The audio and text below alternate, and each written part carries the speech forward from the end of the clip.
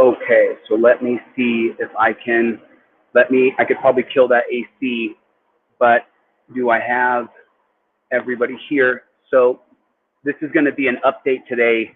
You guys are going to see some stuff today that I haven't shown you yet. So I wanted just to kind of chime in with my folks. And what I'm going to do is I'm going to slightly alter this real quick. I'm going to slide this down just a little bit. I'm just going to go here.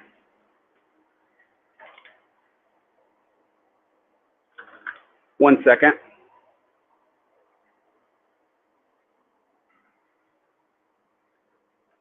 That is on. Oh, I see. Okay, so what's going on, Playboy? What is going on out there in the land of YouTube? What is going on? How's everybody doing today? Lights are super bright. I've adjusted the studio a little bit. I've changed a couple things in here. Couple updates. I'm going to try to keep this just under my hat until our guest comes on here in a second. And what you guys are going to see today is we're just going to make sure that we keep our people protected. And so, you know, for the people who work with me in the future, and as we continue to press forward, what we're going to do is we're going to make sure, and this is where I'm going to be a lot better. Anybody that I work with, I'm going to make sure that I stay with you guys all the way up through when you go to court, what you're filing, when you're filing it, why you're filing it. I'm going to make sure that everybody knows if you send me your video of you being cheated by the police and I say, hey, look, let's work together to try to get it to a legal resolution for this, for yourself, then what I want to do is I'm going to make sure that I stay with you the entire way. And this is, you know, I don't want to get into anything. I just want to make sure that from now on that I stay super attached to people. So I'm going to bring on our guest. Let me turn off that fan. I'm going to bring on our guest right now, and we're going to talk to her and see exactly, we're going to update and see exactly what she's doing. So I'm going to bring her in now. Okay, there she is. Deborough, we're live right now. We got 100 people in here. So where are you, Deborough? What's going on? Well, I'm back at the Cherokee Nation Tribal Court, and I'm fixing to file a stay in order to see if I can't get this issue resolved.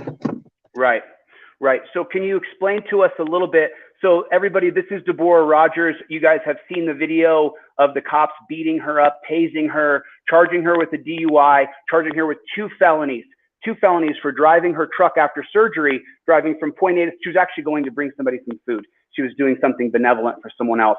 And they pulled her over, they tased her, they beat her, and they charged her with two felonies. There is not a victim in the world from Deborough Rogers. It doesn't exist. And two felonies for what? For driving?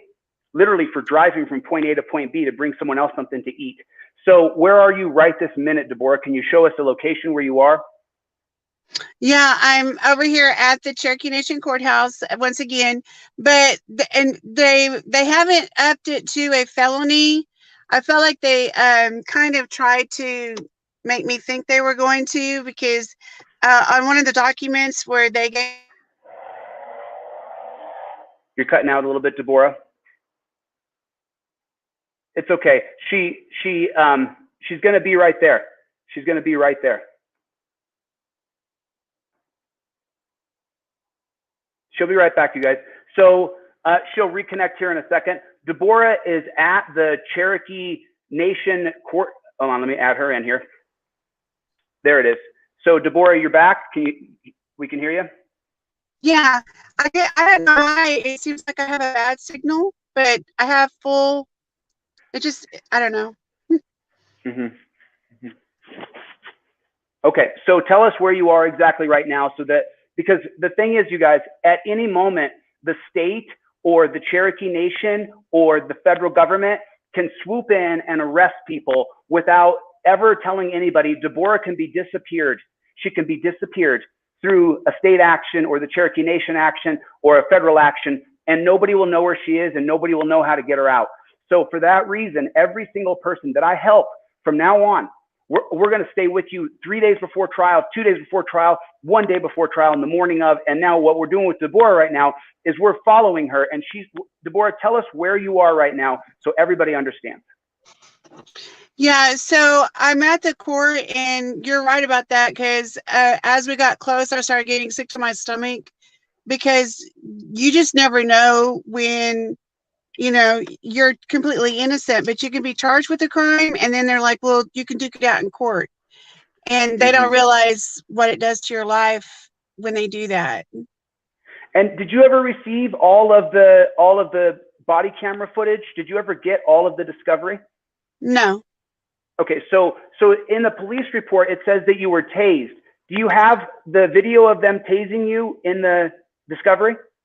No, they cut out the tasing, but the reason that they included the choking was because my phone accidentally recorded that, and while I was in jail, they went through my phone and they discovered that that was in there, so they had to include that audio. Okay. So they included the audio of you being choked, but as far as you getting all of the camera footage from them arresting you, you don't have that. Is that correct? No. Okay, so this no, goes but back. I really need to get inside before they close, but I can join you back here in a few minutes. Go ahead, Deborough. I'm going to leave this stream running until you come back out of the court in case they decide to randomly arrest you because you're fighting the power. And I want to make sure that we stay with you the whole way. So I'm going to stay on this live until you come back out and you rejoin the stream. Okay, Deborough, that's Deborough, everybody. So I'm going to stay with you guys for the next little while here until we get Deborough back. And so what I'm going to talk about right now is a little bit difficult. If I don't look 100%, you know, I'm not 100%. So what we're looking at, it's just so hard to say, it's so hard to talk about, but I'll just let you guys know. So I went yesterday to the doctor to get my physical for the upcoming fight. Let me make sure I don't have any of my personal information on here, and I will show you guys that receipt. And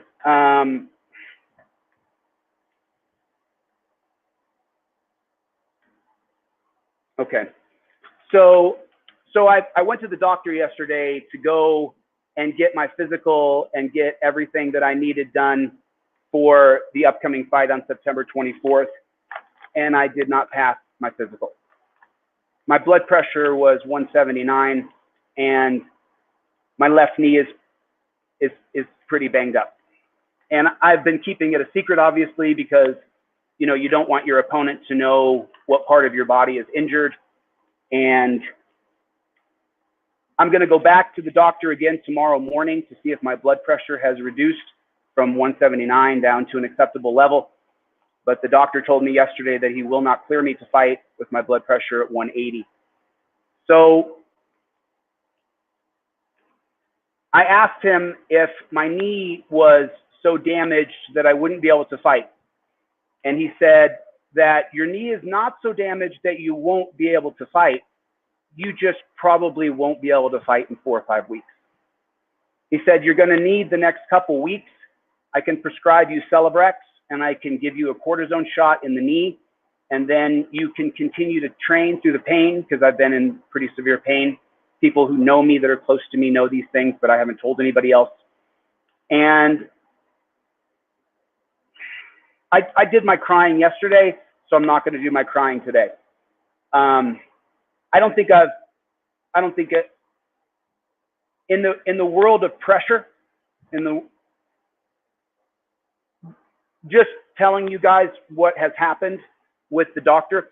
And just so you guys know, that doctor yesterday, this was literally an Insta-Quick Care where they test your blood and they give you a physical.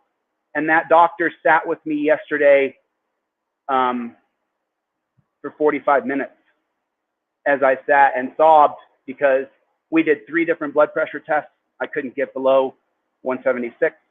And so I pretty much just sat there in the doctor's office and cried. And I'm not going to do that again today because yesterday was so devastating that I came back to my place and I spent the entire afternoon going through all kinds of things, emotionally, spiritually, physically. And I moved to Denver to train for fight camp, to train for 6 weeks here. And I have trained like an absolute wild animal. If I take my shirt off, you guys will be able to see how much effort I have put into training. Obviously, I have an ego, and we all have egos, but I don't think that modeling your body from the hard. I mean, Instagram is a good place to share your body achievements and things like that, but I don't think YouTube is. And so it doesn't look good. I did text Chad Gu on Instagram, and I also text Mike Sarek as soon as I actually text Mark Sarek from the doctor's office yesterday and sent him a copy of the report. And so, and just so you guys know, I'm gonna fight Chad Gu one day, whether that's whether we can postpone this and fight in 3 months or 4 months or 6 months, or whether I just go to his practice room, because I want Chad to know, Chad, as far as athletic ability, you're just not on my level, and I could stomp a mud hole in your ass. Unfortunately, it doesn't look like I'm going to be able to pass the physical with the blood pressure being this high and my knee being this banged up. I haven't really told anybody, except unless you're really close friends with me, I haven't. And then there's another thing here that is, 2 nights ago, my van was stolen.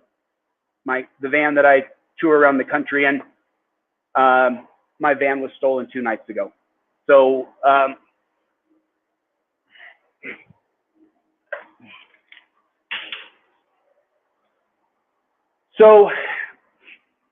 I didn't know that they stole cars here in Denver like they do, but apparently here in Denver, it's a very popular thing to steal cars. The druggies here, what they do is they steal cars, they smoke meth and fentanyl in them for a week or 2 weeks, and the cops eventually find the cars, or they don't find the cars. And that's why it's just, I can't get around right now. I'm stuck in Denver, Colorado at my Airbnb. I've rented this place until September 22nd, when I had plans to go to Ashland, Kentucky. Let me get some water because my mouth is dry.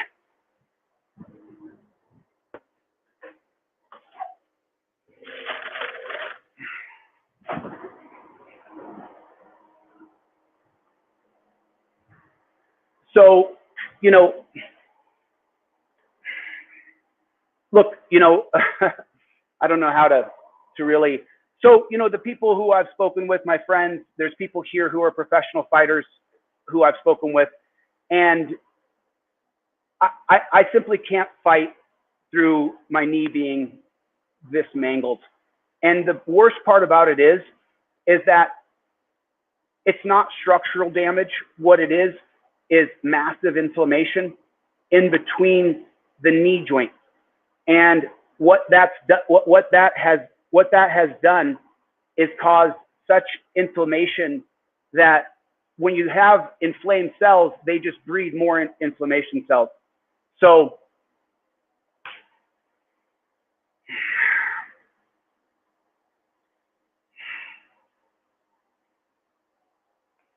that's it. There's nothing more I can really.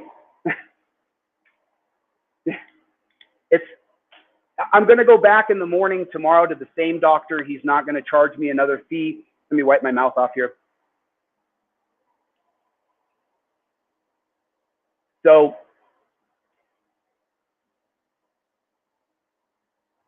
there's other things that I'm not telling you guys because I don't want to share some things that have happened until the time comes right to share those things. But there have been 2 or 3 other things that have happened here in Denver that are absolutely devastating, and the things that have happened, I will announce they're definitely going to go in my book, but there's been two things that happened that were absolutely devastating as far as a human being. And I'm just not sharing them because it's not the right time to share these things yet. However, I do need to share. I called my friends in New York, in California, in Florida, in Texas, who were buying airline tickets and hotels. And a couple of those friends have already bought their airline tickets and bought their hotels. I have a large supporter base of people who I've garnered over the last several years of my life. And it's just, you know, I'm not going to sit here and sob.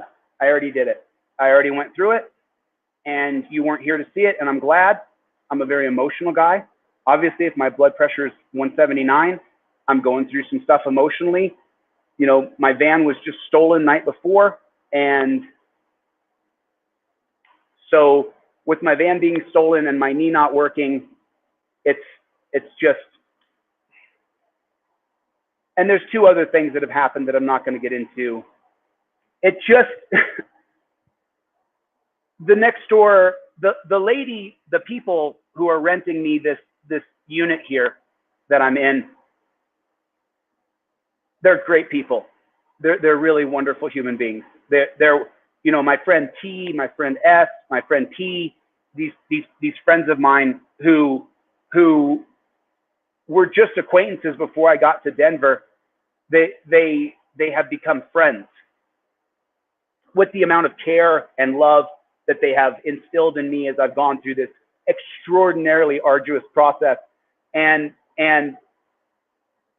you know, facing the masses and Mike Sark and Nightmare Promotions and all the effort that we've put in to get to this point.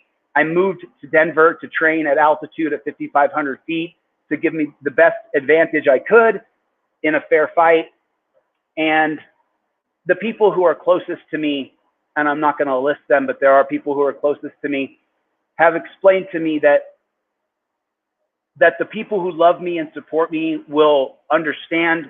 I mean, Khabib canceled 3 fights. There's just a long list of fighters who cancel fights because of an injury. And I'm not going to destroy my knee for this.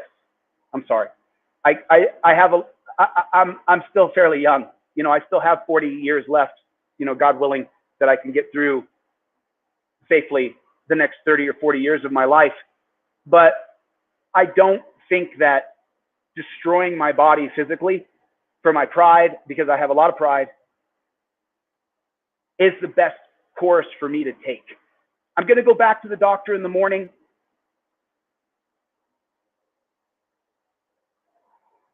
I don't know if my stress level and my blood pressure is going to drop in 3 days, especially considering I was on the phone this morning with vehicle recovery, and I talked to the neighbors today with their cameras. And it's funny because I have a camera system that I typically deploy, but I had just gotten into this unit and I was just setting up in here. And so, you know,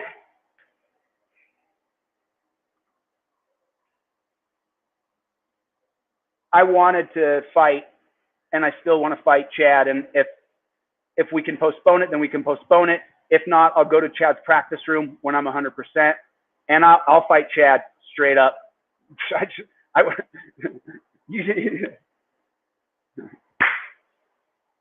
Yeah, I do have a police report about the van. I had to call the police to fill out a police report.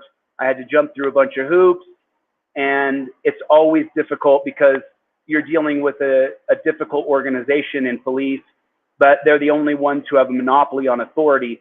And so you're forced to work within the system that is created for you. So now, where does this leave us? Where does this leave us today? I have set up a similar type of studio that I had in West Hollywood here, and I have to get a new van. I have to get a new car. And so when you have a large group of people that interact with you, like this group of people, and you it's extraordinarily difficult to let the people down who love me, you know, and there are people who had already bought their airline tickets and already bought their tickets to fight. And there are people who are, there are people who there are people who dislike police so much that they wanted to see me beat this cop up, and I want to beat him up, and I want to have a fair fight with Chad.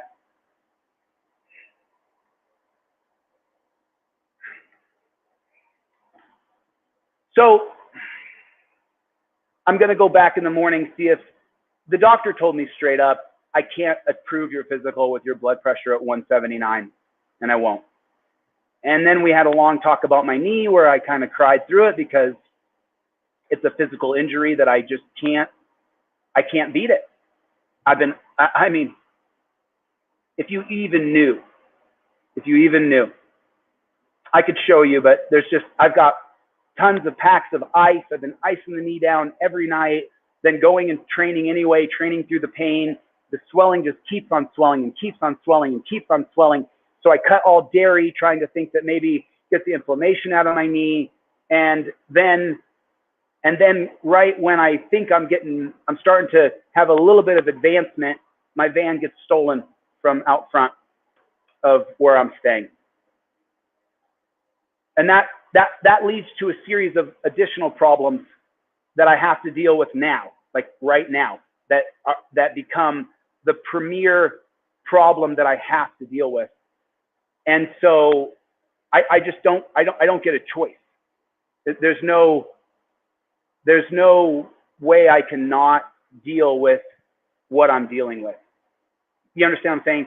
Because I have to get another vehicle because I closed my apartment in Los Angeles and I had a little bed in the back of my van, and I stay at Airbnbs and I stay with different friends and stuff when I travel the country. However, the mainstay for me is my van as I go from New Hampshire to Florida to Texas to Minnesota to Oregon as I travel all over the country. So replacing that vehicle becomes the premier focus because I've rented this place until almost the end of September, but that's just over a month. I have to have another van. And then the thing about the van is that I built a custom board with my cousin. It took a week and it took, $1,000 of effort to put the board in the back because you can't just lay down in the back of a van. You have to have something there to create a bed surface, a flat bed surface. And really all you need to do is be able to lay out flat and you can get rest anywhere you go. If you can lay down flat and spread out your arms and legs, then you're fine. So I do have full coverage insurance, but the van's less than a year old. So this is just what I'm dealing with as a human being. And there's going to be people who hate me, don't like me, and are going to say stupid shit. But at the same time, they're not going to ever like me, or they don't like me anyway. And I'm just a human being. I am not going to destroy my knee or go in with my blood pressure this high and face something catastrophic inside of me for my pride, which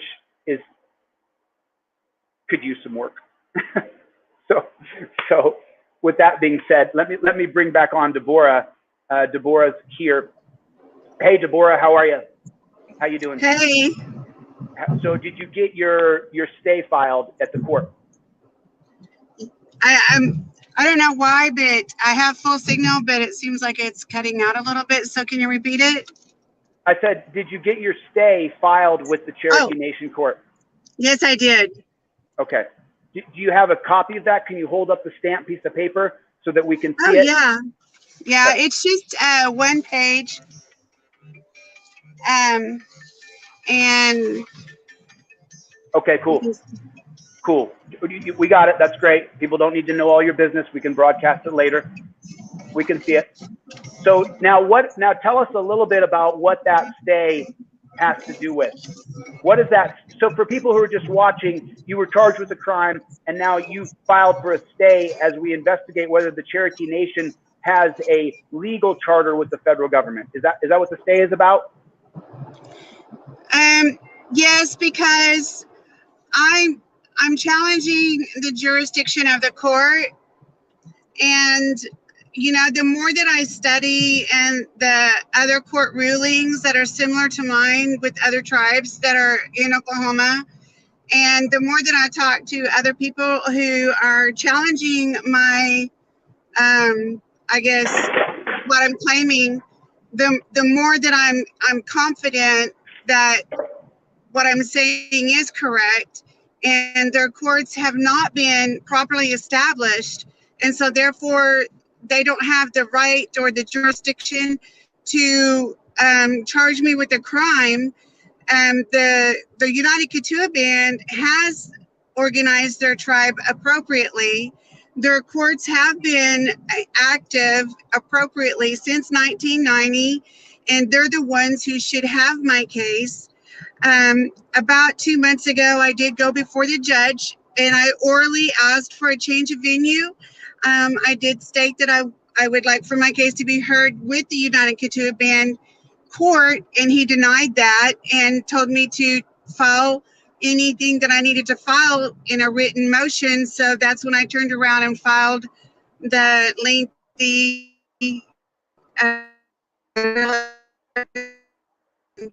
Hold on, you're cutting out right here. Just go back 10 seconds here, what you were saying. Go ahead.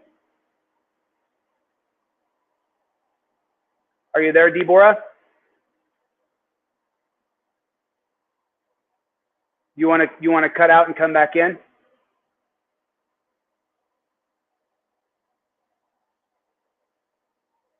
Yeah, I agree with you, autobiography. Thank you. I appreciate that. Listen, Deborough, you may want to just reconnect, come back in, and I'm going to reconnect Deborough. You know, sure. I don't know if I can do that. Let me see if I can switch over here. Give me 1 second, guys.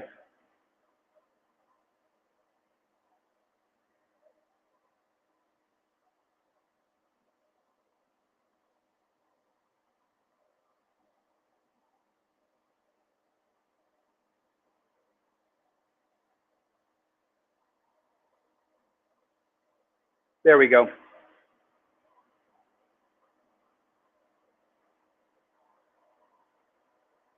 There we go. I didn't know I could do it that way. So there it is. That should have worked. So I'll wait for Deborough to rejoin here. She's going to come right back in.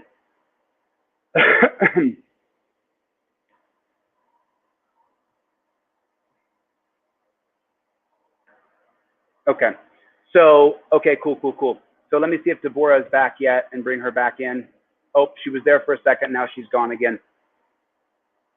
Hamzi, nice to see everybody. Mikey, Eric, V. Boyer, good to see everybody. It's nice to see everybody. I did change that. Thank you. I appreciate it. P. Rex, how you doing, P? It's good to see you. Yeah, so I've been obviously researching how to lower my blood pressure. As you guys know, I am a fiery, passionate person, and I have to learn how to not attach to things so much. It will make things a lot better. Okay, Deborough, how are you? Hey, I forgot there's a dead area zone right there. I'm sorry. Okay. I should be good from here on out. Okay, cool. So now you filed the stay, and what does that mean exactly for people who are watching this? Okay, so the stay is basically asking the judge to hold off on, at this point, hold off on the trial until we establish that they have jurisdiction. Because any attorney will tell you, the first thing, if you look at court cases, the first thing you see is we have jurisdiction because, and then they list the reason they have the jurisdiction in order to try that person or charge that person or have that person in their court. So jurisdiction is the first thing that you have to establish before you can continue. And we have not to my satisfactory and to others satisfactory, they have not established that they have jurisdiction over me and other people as well. And so, you know, we're going to see if we can get that corrected. So the two things, the two most important things for you when it comes to court is two things: status and jurisdiction. what is your status, and does the court have jurisdiction over you? And Deborough is challenging the jurisdiction of the Cherokee Nation. And without proper jurisdiction, they cannot try her for a DUI, even though she wasn't drunk at all whatsoever. And the camera footage shows she was completely coherent and sober. So now what she's challenging with this stay is jurisdiction. That's what she's challenging. So I lost her again. So I kind of, let me just cover some things up here. So this is my, right there. So there's my auto theft thing. You know, that van, someone stealing that van, I really hope they recover it, to be honest with you. And I don't know if that's going to happen or not, but it just seems like, you know, and so, look, there's just so much information in my head that I want to share. And I'm also working on a couple things as far as legal paperwork goes.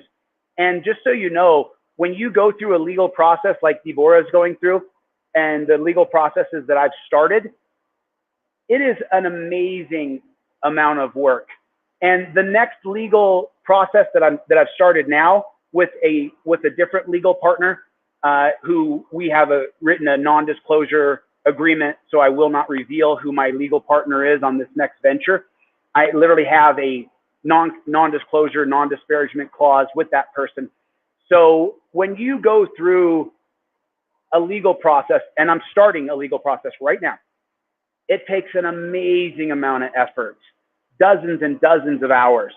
So with my van being stolen and not being able to travel around the city right now, with my knee being injured and starting a new legal process, as a human being, you can only take on so much. So not being able to travel right now is just devastating. Oh, I think Deborough's back, so let's bring her back in. I do have full coverage insurance, and there are some other variables here that are pretty serious. So I really hope that they find that van. I really do. Deborough, I got you back. How are you? I think this will be it. I'm not going to promise, but I think this will be. I don't think I'll lose signal again. Okay. Okay. So Deborough is back, and we were talking about, she filed a stay with the Cherokee Nation of Oklahoma court, correct? Oh, maybe not. And what she did was she said that until they determine if the Cherokee Nation has jurisdiction over her, she wants to have a stay, a stop on her legal proceedings criminally to prosecute her. That's what a stay means. So a stay is a simple motion that she files with the court that says, I believe that you guys don't have jurisdiction over me to hear this case.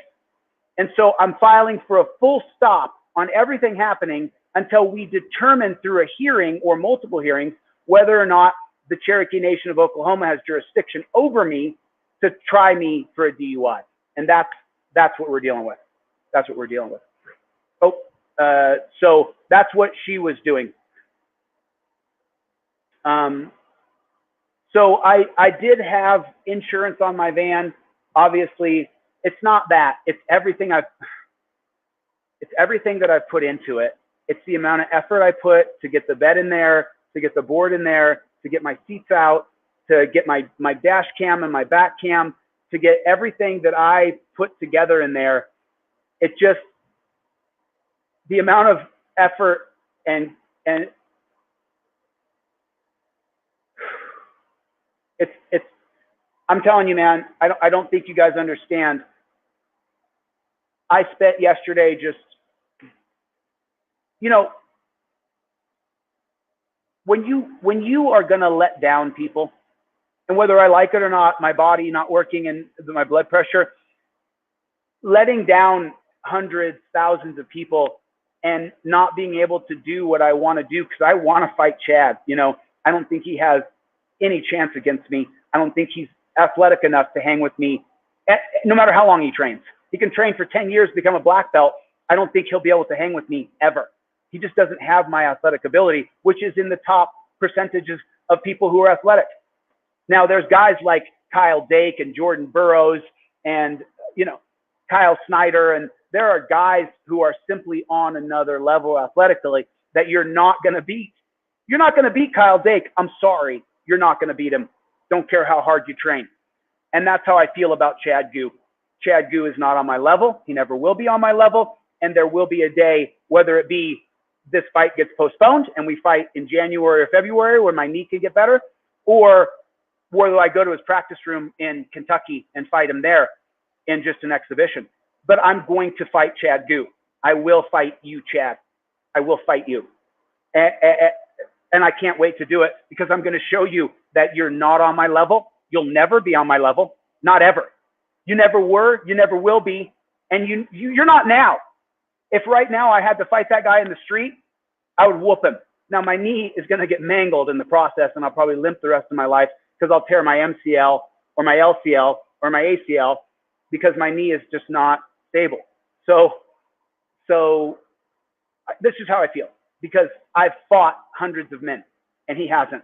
So he's bullied and manhandled people while they're in torture cuffs and punched a guy in the back of the neck when he was in torture cuffs. So, and Chad talking all this shit, you know, good job, Chad, hype it up. But the truth is, man, you'll never be on my level, ever. You just won't be. Just like so many men who have fought me in the past thought, oh, I'm going to whip his ass. Since I was 13, that hasn't happened. So, you know, and this is my ego again that needs to temper. But there's just guys like Chad who just are not as tough as me, and they never will be. You can train till you're blue in the face. You're not going to be as quick or athletic as I am ever. It'll never happen. So you can try all you want. It's just not going to happen. And truthfully, with the chain of events that have happened since I got to Denver, I was 2 weeks into Denver, and two things happened that were absolutely devastating. I almost packed my stuff and went to Austin to go train with a buddy of mine down in Austin. I almost did it. And I said, no, this is just hard adversity. You want to train at 5,500 feet. And then a couple more things happened that just, and then my neighbor lady who's become my friend, she was like, Chille, you have thousands of people who care about your mission. And of those thousands of people who care about your mission, a tiny, tiny fraction give a rat's ass whether or not you could beat up Chad or Chad could beat you up. They don't care. They want you to create the change that you can so easily see that has to happen in this country. That's what you need to focus on, is pretty much what she said to me. So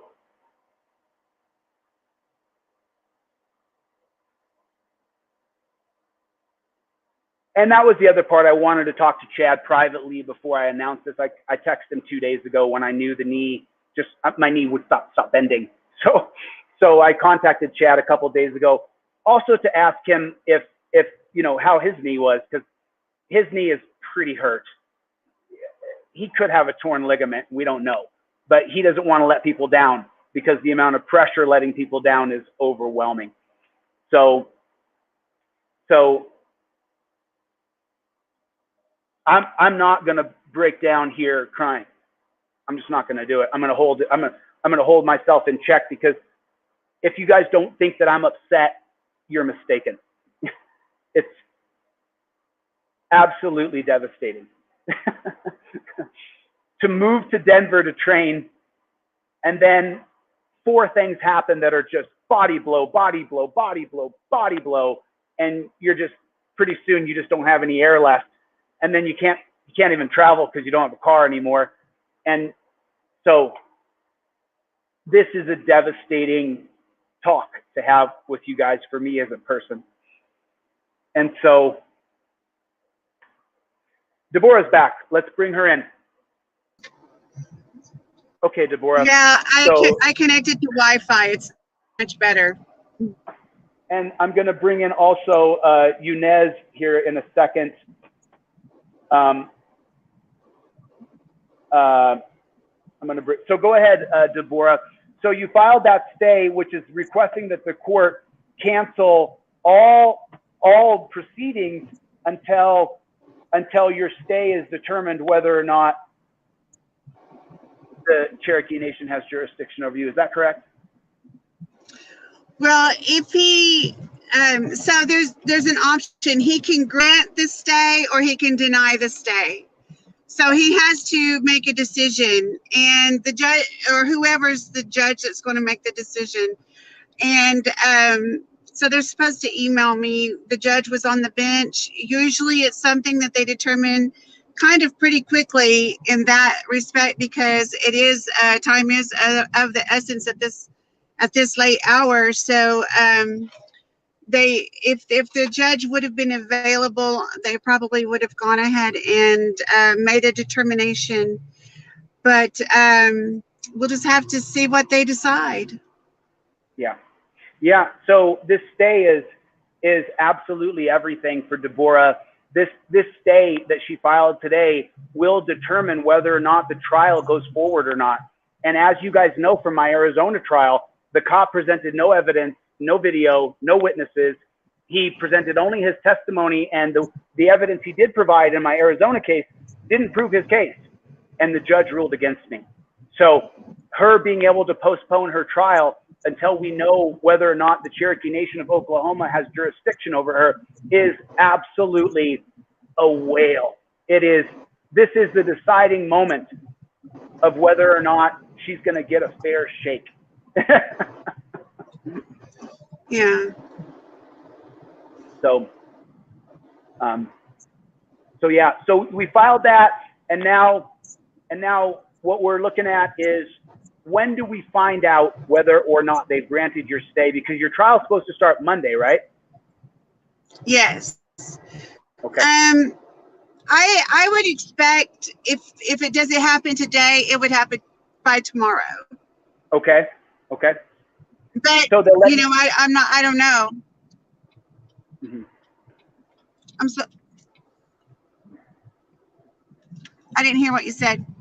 No, I'm just listening. You decide by tomorrow. I would think that I would know by tomorrow. Okay, Brent. Okay. Okay.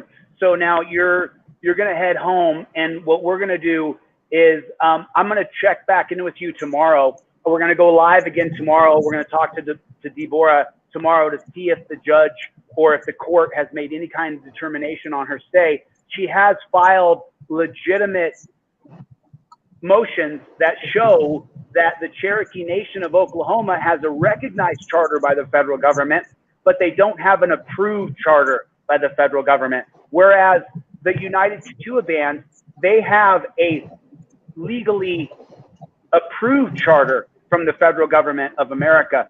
And so that's her argument right now. Whether or not the Cherokee Nation of Oklahoma has legitimate jurisdiction over her liberty. They want to take away this woman's liberty for simply driving down the road and one of these jackboot thug cops saying that she was drunk. Even though the test, the video, everything shows that Deborough was completely coherent, completely functional, and she had everything going for her. She was so lucid and clear that the cop seemed out of line as she was talking to him and saying, "No, I don't want to give you my driver's license." And she shouldn't have to give him her driver's license. You know, she has a legitimate reason why she didn't want to give him her driver's license. So she did everything. Actually, there was a mask mandate in the town of Tahlequah, and 2 weeks prior to my arrest, there was a gentleman in Mazzio's Pizza who refused to wear a mask, and so he was actually arrested for not wearing a mask, and neither of the police officers who came to my door had a mask on. Okay. But yet 2 weeks prior, they arrested a man for not wearing a mask. Oh, I see. So there was multiple things going on here that made you say, you know what, let me put the brakes on this because you're not wearing a mask.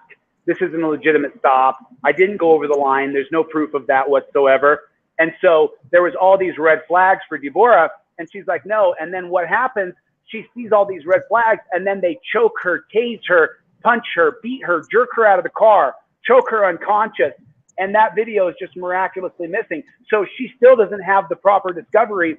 You have a Sixth Amendment right to present a justified and legitimate defense for yourself. Well, how in the world can she put up a legitimate defense if they're not giving her all the body cam footage? It's in the police report that she was tased, but yet there's no video of her being tased. So that shows you that the police have edited and altered the body cam footage, meaning that the case should be thrown out immediately because the cops are cheating. And we're dealing with this all over the United States, where we can't get the body cam footage, which is why my #1 mission is to get a constitutional amendment that we have a right to all footage created by government, whether that be city, state, local, borough, tribal, every single government agency that runs a camera and you're on it. If you're getting charged or you get hurt, you should get every single bit of that, which would mean we need a new agency to now collect all of the camera footage from every government agency across the country. And you know what we'd find? We would find really quick, less people would be charged, less people would go to jail, less people. So that's what we're looking at. How's everybody doing today? Good to see everybody. Thank you for coming by. I appreciate it. Everybody hit the like button. So Deborough, maybe tomorrow about this same time, we can, okay, maybe tomorrow about this same time. Let me check something real quick here. Real quick. Okay, 1 second. I'll be right back here. Sorry, guys. So Deborough, YNF motivation. Okay, so Deborough, is there anything else that you want the people to know? Because remember, this woman is challenging the powers that be at the highest levels. Right now, what she's doing, as far as the Oklahoma Cherokee Nation is concerned, she's challenging their actual existence. She's challenging the Cherokee Nation of Oklahoma's existence as a federally recognized. She's trying to split the difference between recognized and approved, which means she's fighting the powers that be within the Oklahoma Cherokee Nation, the highest ones, the actual Supreme Court, the actual brass of the Oklahoma Cherokee Nation. She's challenging their jurisdiction over her, which is not small. It's gigantic. It's gigantic. So her life is in jeopardy 24 hours a day, 7 days a week. Is that correct, Deborough? Yes. One thing I do want to say is I'm not saying that people are not Cherokee. I'm not saying that there's not a Cherokee tribe. I'm not saying any of that. I'm saying they need to do it properly. And so the Creek Nation, which is right next door, and their property, their land, territory line is adjacent to ours. It butts up to ours, not adjacent, but it's parallel to ours.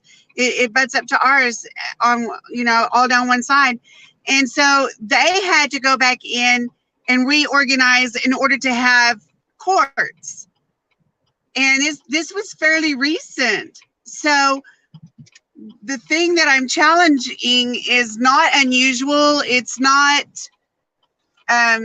far-fetched or anything of that nature. It has been done before, and it just needs to be appropriate. Okay, Deborough, listen, I'm gonna let you go, and you and I are gonna re-talk tomorrow. I'm gonna call Younes Lafdi right now and talk about his federal civil rights case and the criminal case he's going through. Deborough, we love you and we care about you. There are thousands of people who are watching you, thousands of people. To the Oklahoma Cherokee Nation, for the love of God, do what's right. This woman feels like her life is in danger. Let's just make sure we keep everything legal and peaceful. Everybody who's followed this channel, as you know, I've always called through peace, through legislation, petitioning, and assembling. So to the Cherokee Nation of Oklahoma, I extend the same invitation to you. Make sure that you guys stay above board. This woman should not be afraid for her life. She should not be afraid for her life. And so, Deborough, we're with you, we're following you, and we'll talk to you soon, okay? Thank you. Love you, honey. Thank you, everybody. I love you. Okay, guys. Keep me in your prayers. Bye, Deborough. So, everybody, that's Deborough. I will put up her Cash App and Venmo and PayPal and stuff tomorrow. Maybe we can do a small fundraiser for her. I did read the chat. remember, what the people who are negative want to do is try to create a wedge in the circle of trust that we have created. The people who have been with me since the beginning, Hamzi, all the way from TikTok in June of 2021. And so my van was stolen. I have not fallen behind on a single payment. My insurance is up to date. I have full coverage insurance with $1,000 deductible. There was just so many things in the van that are gonna be almost impossible to replace it's just gonna be expensive. It's gonna be hard, and that's fine. It's just hard. That's all. It's just hard. I just don't know how to really.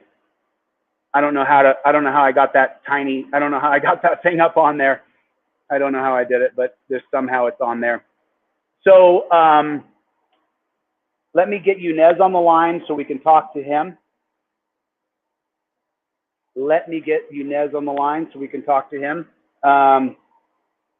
Check your email for a StreamYard link.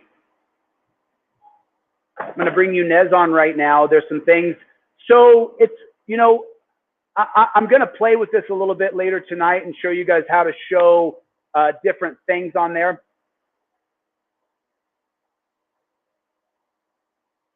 I know that. And thanks for the support. I appreciate it.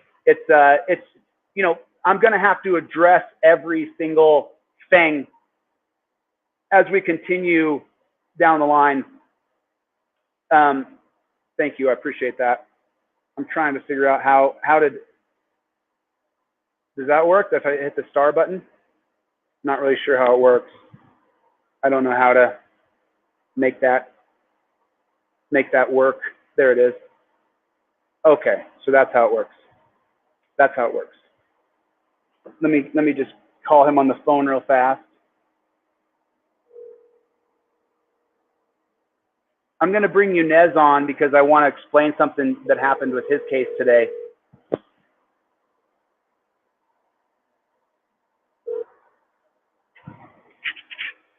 You check your email, buddy? Yes. Okay. You gotta join the studio. You want to have okay. Did you send me an invite in the studio here? Oh, I don't know about that. Yeah, click on that link I sent you because I'm going to show you guys some stuff here that's absolutely mind-blowing. There it is. There he is.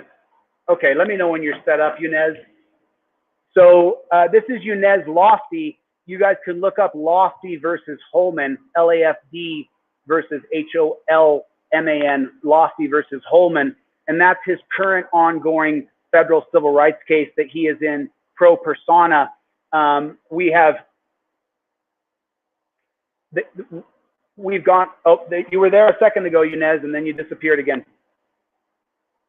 Good to see everybody. Fly Shy, Autobiography, Chevy, V Boyer, Audrey, it's good to see everybody. Debo Cruz, thank you, I appreciate it. Angel the Frog Master. You guys, just so you know, I get every single day, I get so much information sent to me about different things that I just have to make sure that, I don't know how I got that comment pinned up there. If anybody knows how to do that, maybe if I double tap on it or something. I think that's it. I think I double tap on it and that's how, oh, there he is. Okay, I'm going to bring you in, Younes, if you're ready to go. Thank you, Chuck. I appreciate you. Okay, Younes, I got you on. How you doing, buddy? Good. How are you? Hey, what's going on, my friend? How are you? So good. Everybody, Younes Lafdi. This is Lafdi versus Holman. So Younes, you had a court case in the last couple of days here. What was the charges that you were charged with? Because we know that you filed a federal civil rights lawsuit. We crowdfunded that. All of these good people chipped in $5 or $10, and we filed Younes's federal civil rights lawsuit. So then you were charged, I believe, with an illegal lane change. Is that right? Unsafe lane change. Yes. Mm-hmm. And so how long ago did that charge originally happen when you were first pulled over and charged with an illegal lane change? November 10th, 2021. 2021. So almost a year ago, 10 months ago, he was charged with illegal lane change, and he went to court on that. And tell me a little bit about how court went when you were, because remember, he's filed a federal civil rights lawsuit, but they charged him with a crime for the accident where the guy clearly slammed into him. I broke down the video slowly. I brought an expert to show how a pit maneuver worked. And so what happened in court the other day, Younes? They invited 10 people, and I recognized 3 people from those 10. One of them was at the city council. The 40 city council meeting. Yes, and I recognized 2 other people. So we had the option to kick off. I have to kick off 2 people, and then the prosecutor will kick off 2 people, and then we will have 6 people, and that's it. It was no other people to witness that except the 6 people and the jury. Okay, so when you say they brought in 10 people, they brought in 10 people to be your jurors? Is that what you're telling me? Yes.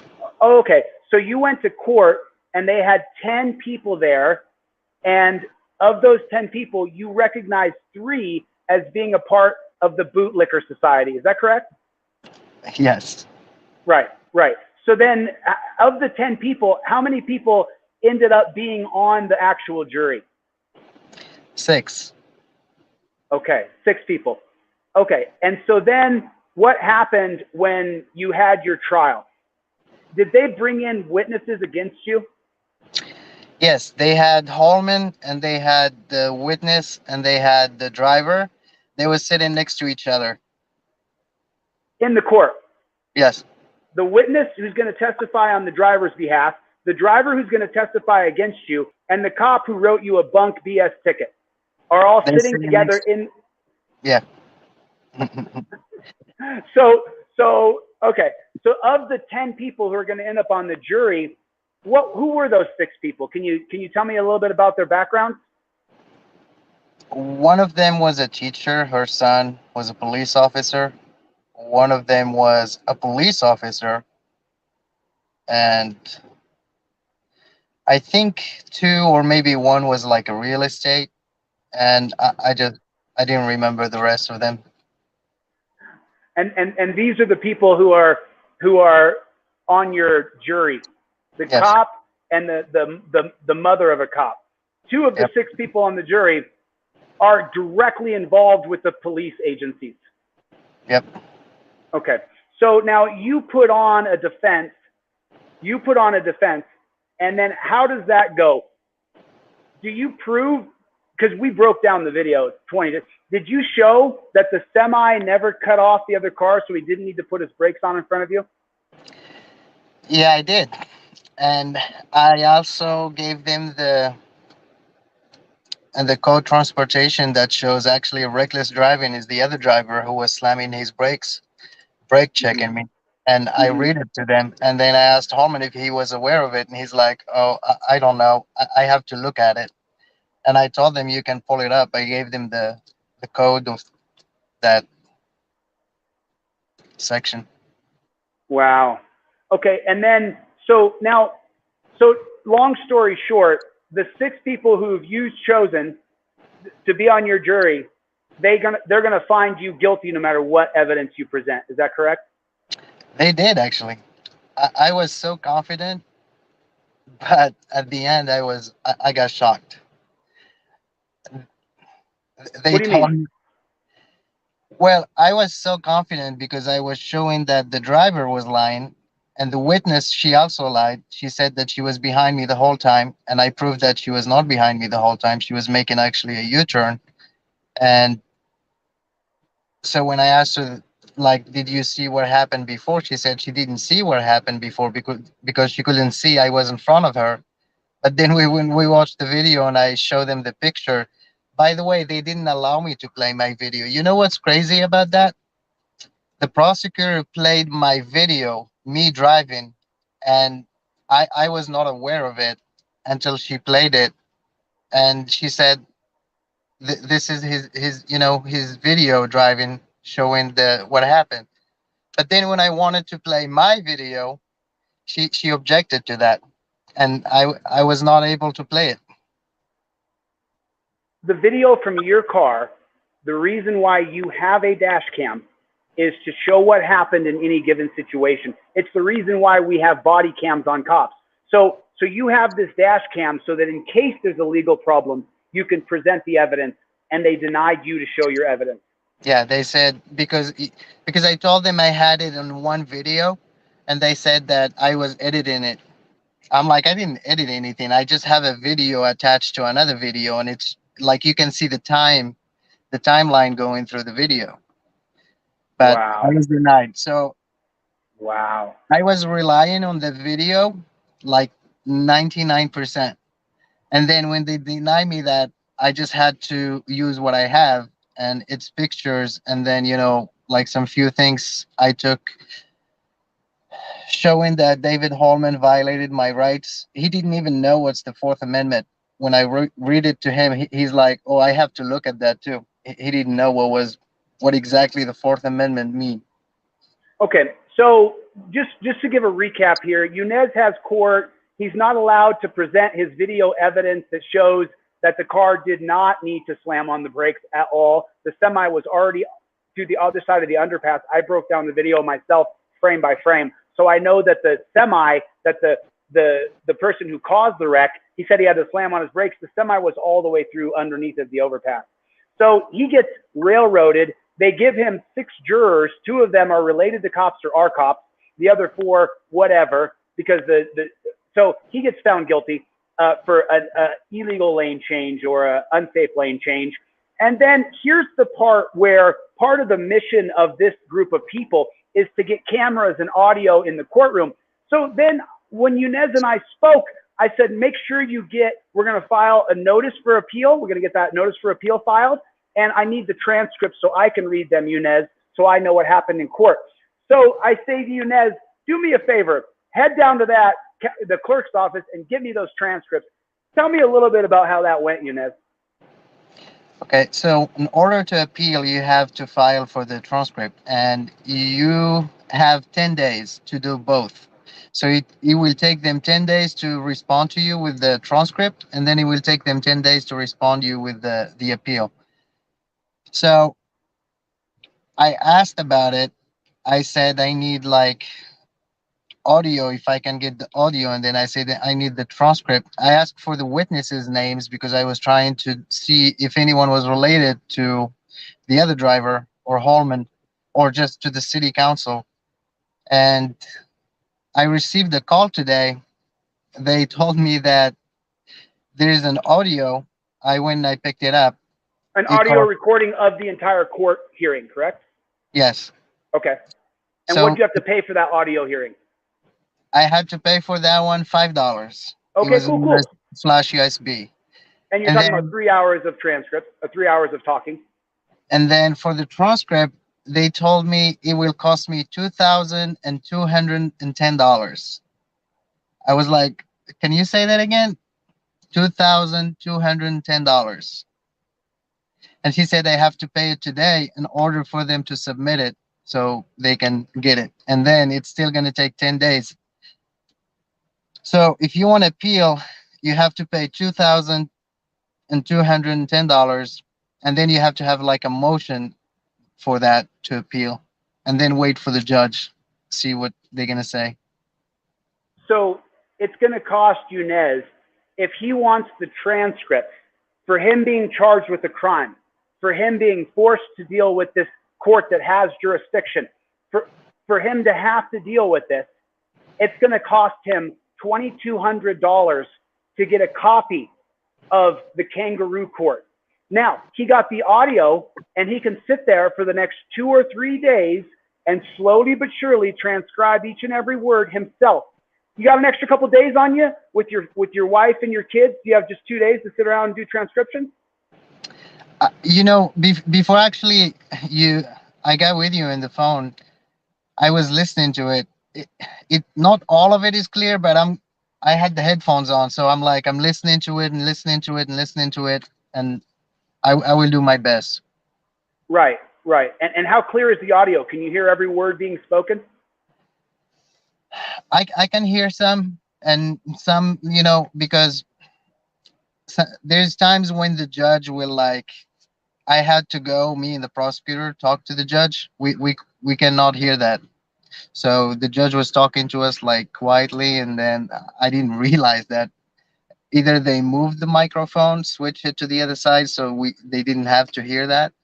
But you can hear some things. I mean, most of it. So with the little sidebars and stuff like that, you don't get to hear that, but you get to hear the majority of what's said in the courtroom. Yes. So that means, just so you guys know, Younes now has to sit around and transcribe that. Someone in the chat is saying that Adobe has a product that will transcribe text to the audio text to words for you. And I believe you have another editing system that may do that as well, right? I think I do have like an app in the Android phone too. For Okay. that.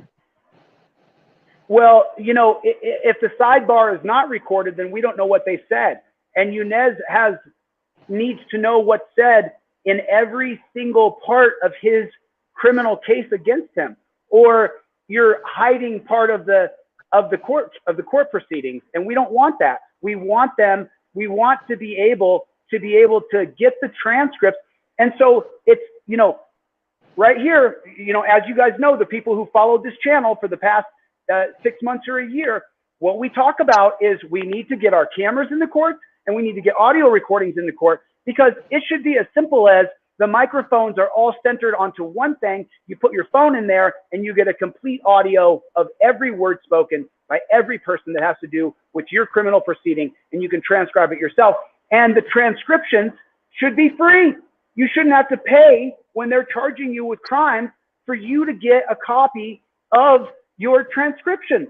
And just so you guys know, the stenographer who's sitting there typing, that man or woman, they own your transcripts. They literally own your literature of your criminal proceeding. It's absolutely insane. So now what's the next step? What have you done? They found him guilty. They want to charge him $2,200 for his transcripts. Instead, he got the audio recording. And what I would do, here's what I would do. Maybe some of these internet folks can help us figure out if this is the legal proceeding, but this is what I would do. I would transcribe the audio recording myself, and then I would swear an oath under penalty of perjury that these words are transcribed perfectly, and then I would get that notarized. I don't know if that's the proper legal way to do it, but that's what I would do. You know, and I think, you know, that's what I would do. So someone else could let me know how that would actually go, because I don't know.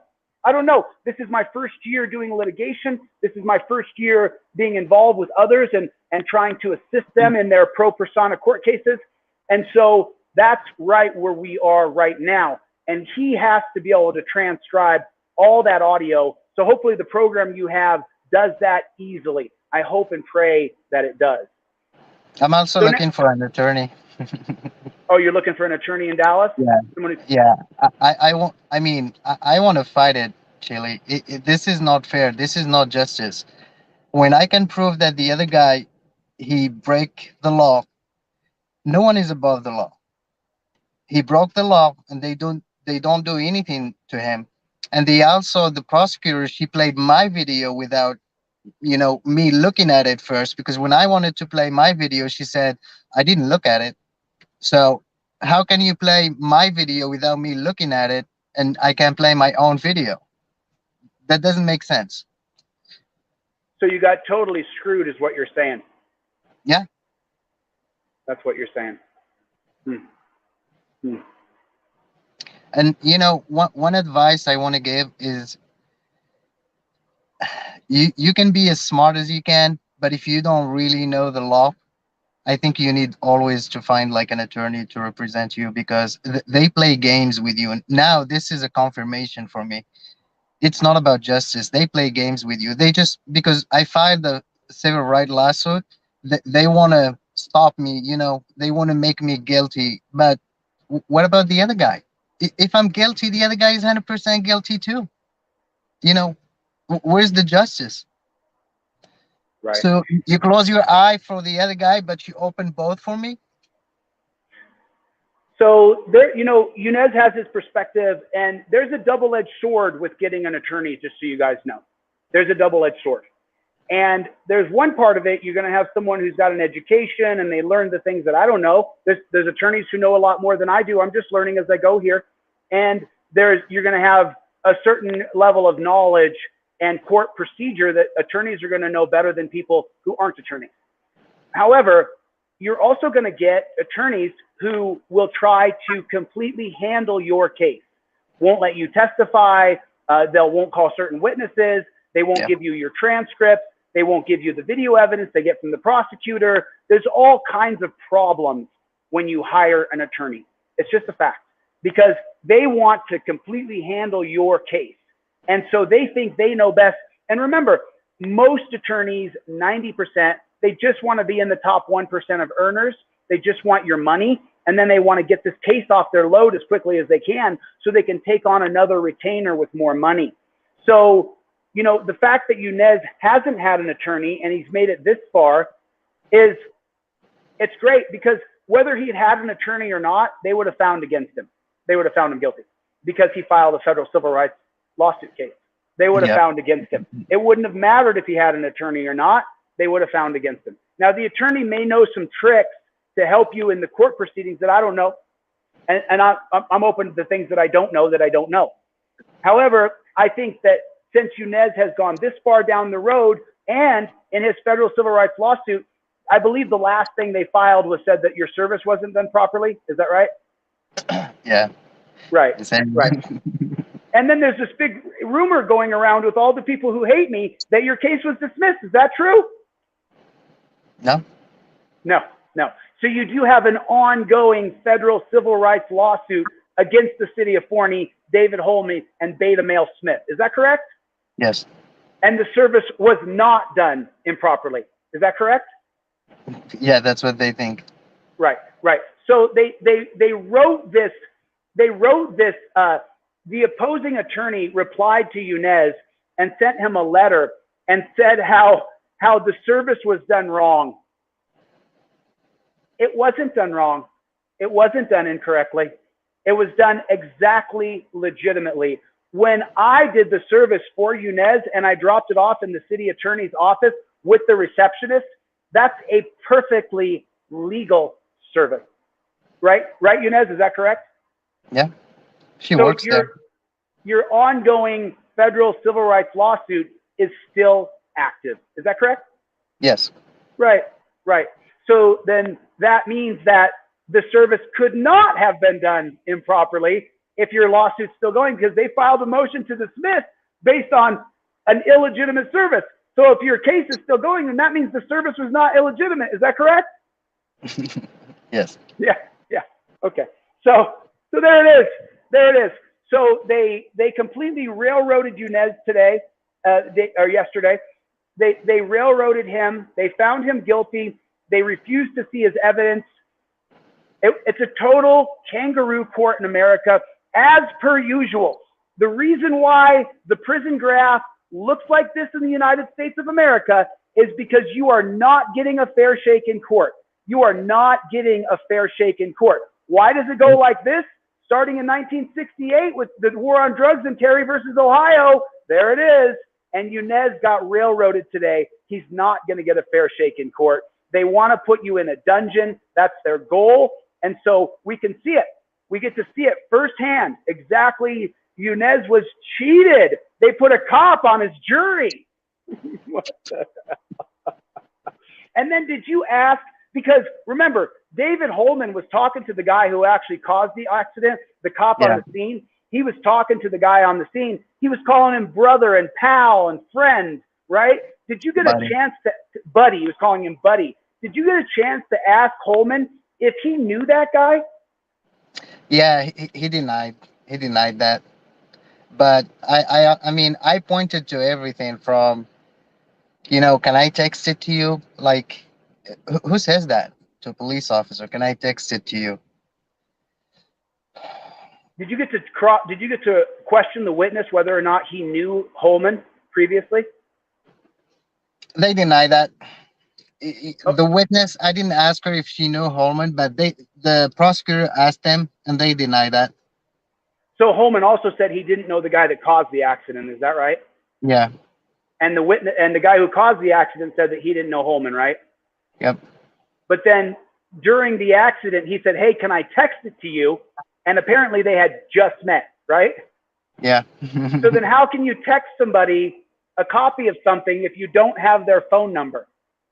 And then the tone when they was having the conversation, the tone he was having the conversation with him is different than the one he was having the conversation with. Actually, I didn't have a conversation. He was talking over me the whole time.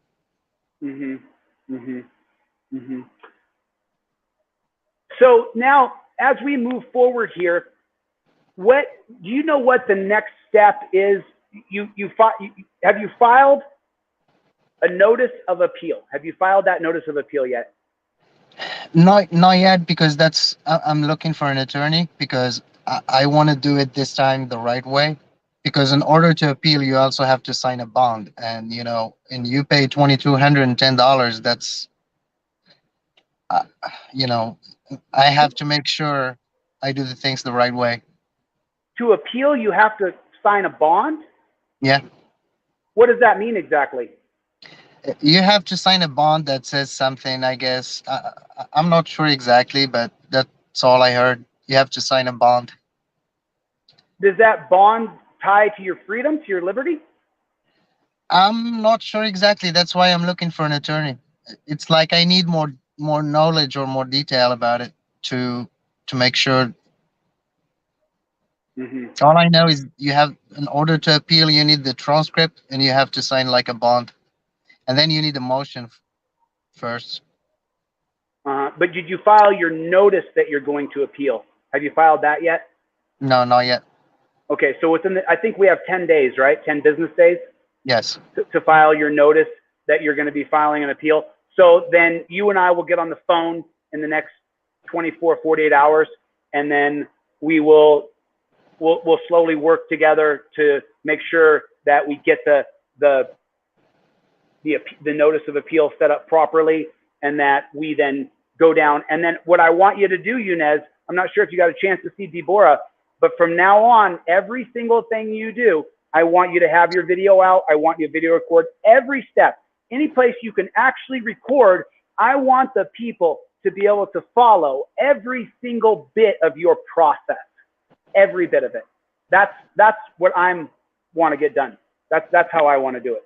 So can we agree to that? That in the next couple of days, when we file that we're going to show what that appeal looks like. And when you go down to file the notice of appeal, you take the camera with you. I don't care if we have to go on StreamYard, but I'm going to stay much, much closer to the people that I help. And I absolutely love this man. I respect this man. He's a family man. He's a good man. He's a good human being.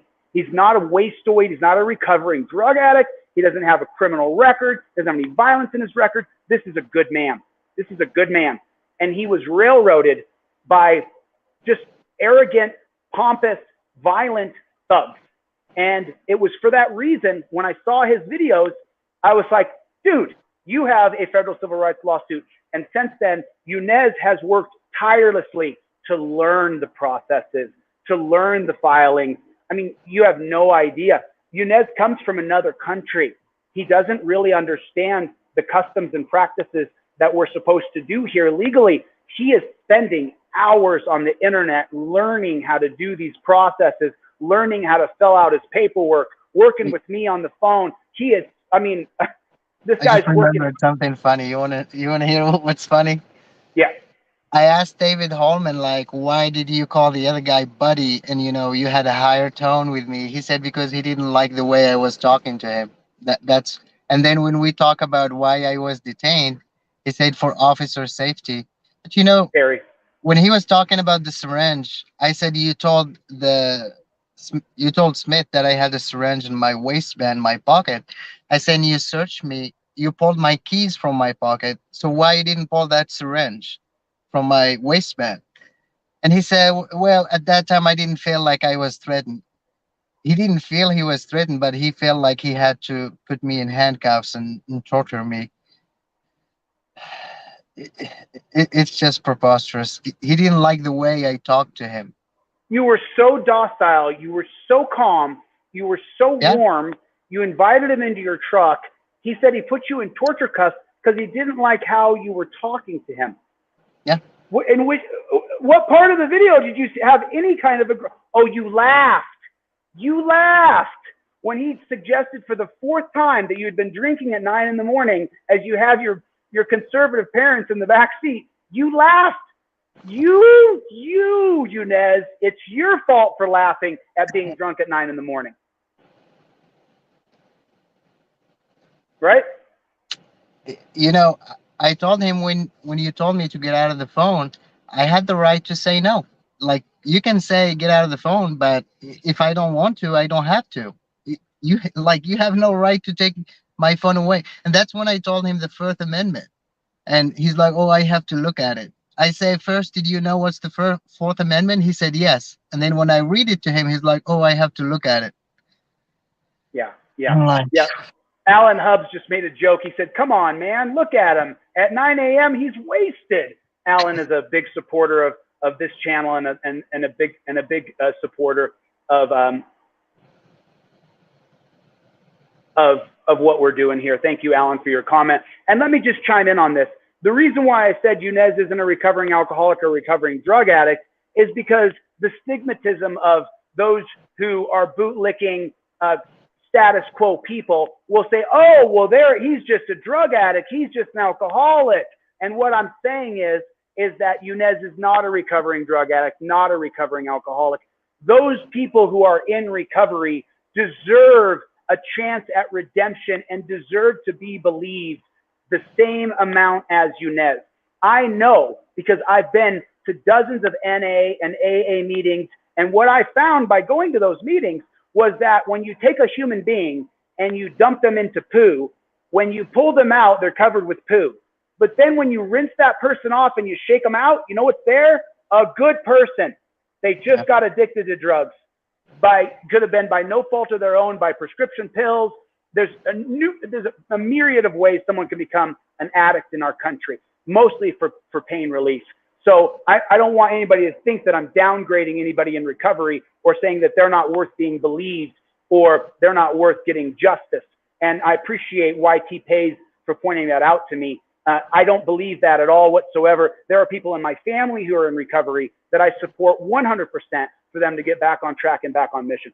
So the entire time, Younes was cordial, responsible, warm, and then by the 4th time they accused him of being drunk at 9 in the morning, he laughed in Holman's face. Because he didn't even laugh in his face, he was laughing with he said, this guy keeps saying I'm drinking, baby. And he said, you think I'm drunk, you know, with his Moroccan accent. And it just isn't true. Holman was trying to cheat him and railroad him, and that's exactly what he did. He cheated you. And wasn't there another accident right down the road, Younes? You caught it on tape, right? Actually, I have the body cam of that too. I have everything. And that officer, by the way, before I move to that, I just want to say, so David Holman, he said he specialized in crime investigation and accidents. And then when I was showing him every time he failed with me, I'm like, was this a mistake or was this intentional? And, you know, how can you be 15 years in a field, you specialize in investigation crimes and accidents, and you fuck off like that? That's you know, it's intentional. But he denied it. You know, what's really sad is, let me see if I can do it like this. Share a screen. This unique layout. Share a screen. Okay. Let me see if I can. I don't know how to do it. I may have to practice with this, but I wanted to pull up Younes's. I wanted to pull up the actual video of Younes. Can someone maybe drop that video? Eric Trullo, who is a big supporter of this channel, Younes, he's chiming in and saying that he's diabetic and he has to carry insulin needles with him at all times in case he needs an insulin shot. And the discussion that Younes was having with David Holman was that he has a syringe inside of an apparatus on his body. Right? You have it on your body. You weren't saying that you carry syringes. You were saying that there's a syringe inside of an apparatus on your body. You know, I took the whole thing. I took the box, And then we had that discussion at the court too. I said, I was saying needle, and you go and you say syringe. I say, don't you know the difference between a needle and a syringe? I said, when you order a needle, you get a needle. When you order a syringe, you get a syringe. And I show them the box that it's a needle that goes in your body. The syringe thing was just like fabricated. He thought that I was doing some shit, you know. He wanted just to take me to jail so bad. I guess just because I laughed at his face, and then he got pissed. Mm-hmm. But Mm-hmm. So they pretty much railroaded you, and then they considered as soon as he took the phone away from you, he then immediately put you in torture cuffs and jacked your arms up and hurt you. And your wrists to this day are still damaged. You're still going through neuropathy in your hands. Is that correct? I have bruises, actually. I can show you. You still have the bruises on your wrists. He still has, look at that. Look at that. He still has damage from the torture cuffs. Look at that. He still has damage from the torture cuffs. I was diagnosed with neuropathy, and you know, I get up in the morning, 5-10 minutes. I can make a fist. I have to like work on it before even I get up from the bed. Really? So you have to wake up in the morning and kind of put your hands through a process so that they work okay. Is that right? Like my thumb gets numb in the morning, and my fingers too. Like I have to really work on it slowly. But if you can see, yeah, I can see it. I can see it. Yeah, both hands. Wow. So that's how tight. You guys, everybody, the 350 people in the room, put a number 1 if you want to get rid of torture cuffs. Just drop a number 1. Time for torture cuffs to go. Number 1, torture cuffs got to go. Just put it in here. Torture cuffs got to go. I mean, look at this man's wrist. The number 1 reason a police department in the United States of America gets a lawsuit is because of the torture cuffs, because of the neuropathy. And now we get to see that Younes Lafdi, the reason why, is right there. You can see it. He literally has the damage still on his wrist, the bones from being bruised and damaged, the nerve damage in his wrist. He has to wake up in the morning and warm his hands up to work. I mean, what are we talking about here? And this is a standard device on police in the United States of America. And that's what we're facing. We got to get rid of these damn torture cuffs. We've got to get rid of these God blessed torture cuffs. You know what's sad about that? Go ahead. This is not going to get better. It's only going to get worse. Because, you know, with the diabetes, it's not going to get any better soon. It only gets actually worse month after month, month after month. And I talked to the doctor. The doctor wanted to give me some prescription, but they told me they only going to... They told me it's only going to... So the pain medication, it's only temporary for relief. It's not going to make me any better. So I'm like, well, I don't need no prescription then. I can just do what I do. I mean, 5-10 minutes every day. I just hope it stays like that and it won't get any worse. Man, wow. if you lose your hands, your life is done. I mean, well, don't you work with your hands? Isn't your not right? Yeah. You do actual physical hard work for a living, right? I do. And I work out too. And that's how I maintain my diabetes. And you know, it was messed up for 6 months. It took me, I went from 2 insulins to 3. That's how so bad this is, you know. Yeah. When you get cheated, you know, my van was stolen, my knees got some damage, my blood pressure went to 180, and I couldn't get it below 176 on the day yesterday. Breathing, taking a breath, couldn't get my blood pressure below 176 because the pressure of life and what's going on. And so now the pressure of life for Younes is that when he has to wake up and do something physical, didn't you just completely, I don't want to give any pieces of your life away, but didn't you just work so hard doing actual physical construction for the past several months of your life? Yeah. You know, I have a doctor appointment every 3 months. So the 3 months after, I think it was April, the first, when I went to the doctor, I complained about this and I told them what happened. But the last time I went to the doctor, it was in August. The actual pain is going all the way to the elbow right now. Like they told me I have to wear like a something like a golf wrap, something Right. like that. I don't know I'm anything like, about it. yeah, I'm like, so I can sleep. I mean, Someone in here put a medication name in here, and I'm going to tell you YT Pays put in, he needs to take Lyrica. LY, I'll pin this up here. Thank you, YT Pays. He said that Lyrica, if you can see that guys, patient, I don't remember. I'm not a medical doctor. I'm not telling you to take any medication. I'm just saying that someone suggested in the chat that Lyrica helps with their nerve pain. And I know that you're doing a lot of physical work right now. So he's got to wake up in the morning and stretch his fingers out and get them to work. And he gets numbness in his fingers and thumbs. Like, this is what it's called, a tennis elbow brace, Sly Shy said. So you might want to look into that. So now, when is the next, do you know the next, I mean, I can look on Pacer, but off the top of your head, do you know the next time you have a hearing for your federal civil rights case? Or I guess the next thing we're going to do is the appeal process, right? yes, we're gonna wait for the judge. Mm-hmm. Mm-hmm. For the criminal case, right? Yes. Okay. So that's what we're going to do. So anything else you want to add in here, Younes? You have the floor. I want to give everybody a chance to be heard. Even the retired Tampa cop who chimed in here a minute ago, he gets a chance to be heard. Everybody gets to be heard as long as you're not being a rude prick.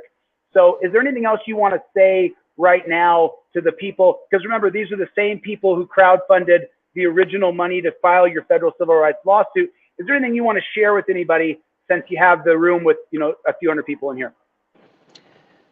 I want to say thank you everybody for keep following us for this journey. And like we talked a little bit earlier about, you asked me about the other accident.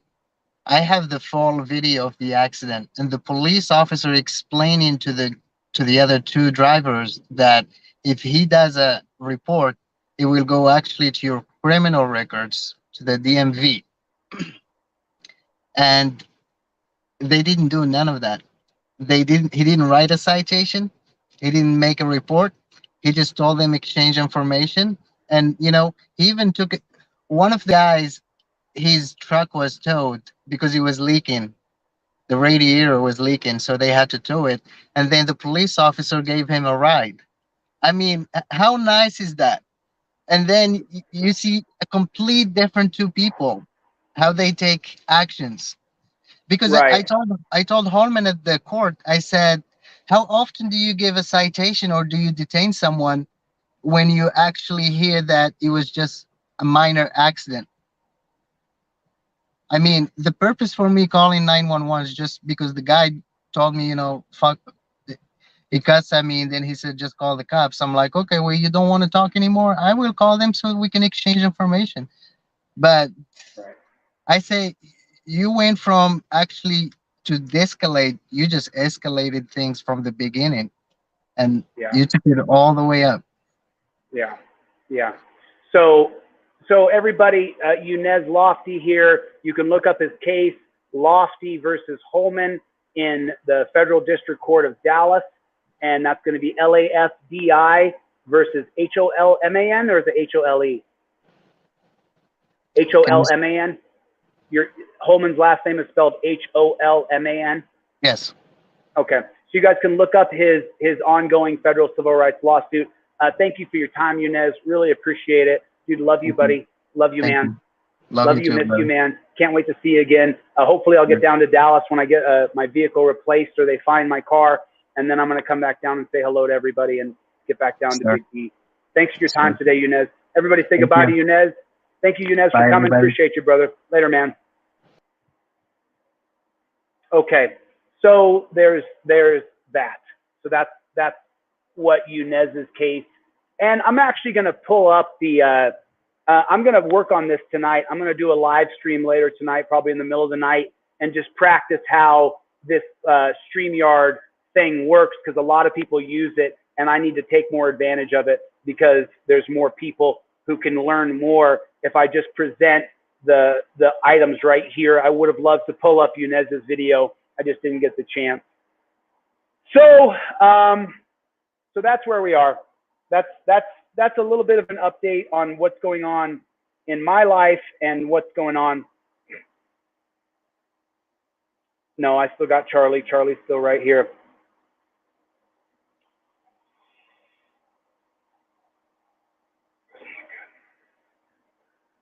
So if you want, I'm going to bring in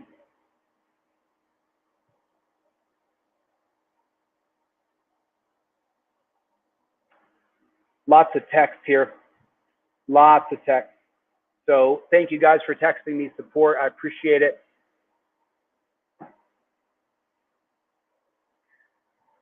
Life is hard. Life is not easy. You know, if you go back to the Buddhist philosophies, Buddhism is a non-deity religion. You don't really worship Buddha. But what the Buddhist teachings are is that when you want things, when you desire things, you're always going to reach disappointment. Almost always. It's always going to be horrible for you if you desire and you want. And so the things that I've dealt with personally, the things that I'm dealing with personally, I just have to consider that to want to be healthy, that's a desire. And if you want it, well, you might be disappointed if you don't get it. To want to participate in things that you want to participate in, if you're not able to, you're going to have that desire, and that desire is going to hurt. And so it's extraordinarily hard. It's extraordinarily hard.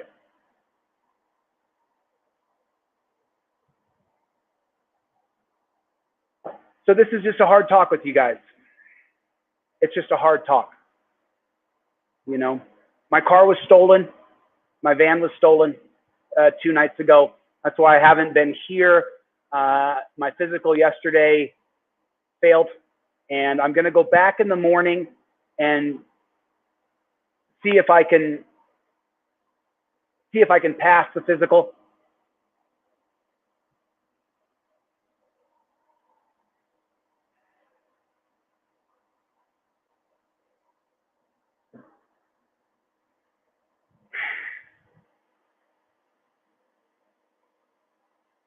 It's just hard. It's just hard. So tomorrow, if my blood pressure is not down, he'll give me a prescription of Celebrex to bring my blood pressure down with medication.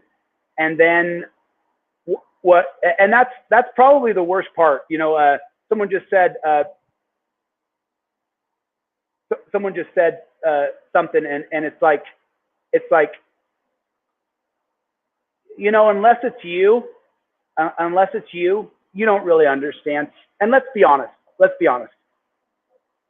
We're all equal. We're all worthy of love. We're all worthy of respect and dignity. Even people who sign up to be cops, as a human being, they're still worthy of being loved by God, forgiveness. They're still worthy of redemption. Even people who are former police officers, they get a shot at redemption and forgiveness because you probably abused a lot of people. You probably hurt a lot of people. You lied in your reports. You cheated. You stole. You did bad things. Most cops. There's a small percentage of cops who are very good people that don't break, even though they're inside of the Death Star. So everybody deserves a shot at redemption. Everybody deserves a second chance. So it's just,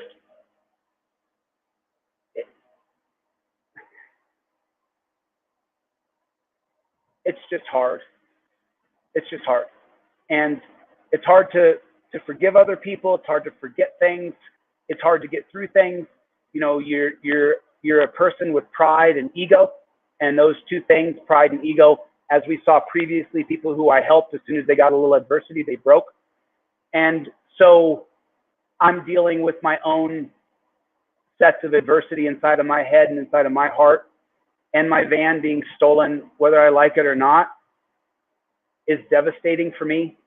I've been traveling the country since October in that van. I've slept in that van. I've eaten in that van. My dog has his own personal bed in that van. And so I'm going to give it a week.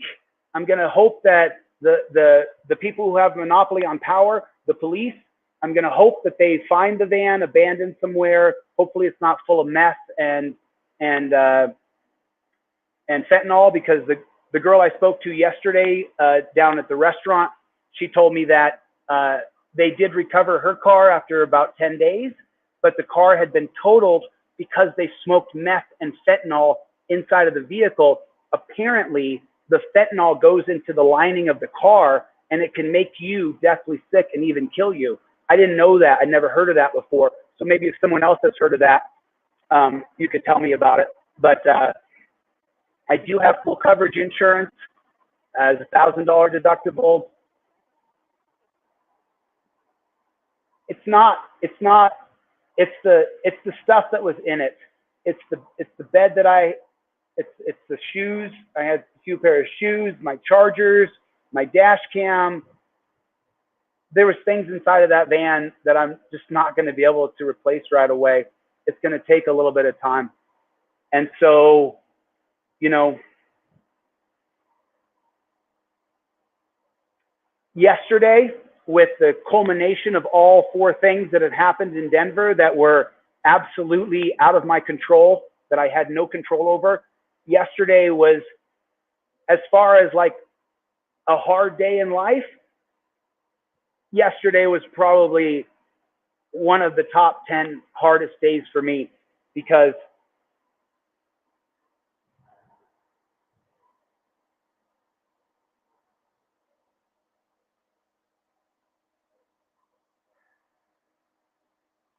I'm a human being, and this is hard. This right here is hard.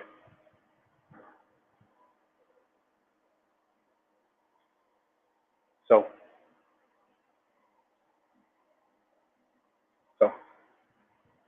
to think that I'm not a person that doesn't feel, that doesn't have emotions, is ridiculous. You guys can see how when I break down a video of someone being murdered, how it affects me.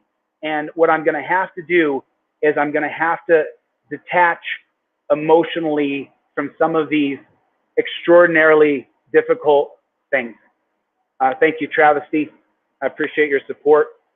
I'm going to have less of an emotional response to some of the things that I'm seeing on video, because they are elevating my blood pressure to dangerous levels. And granted, I went to the doctor's office the night after my van had been stolen, so I'm hoping that maybe the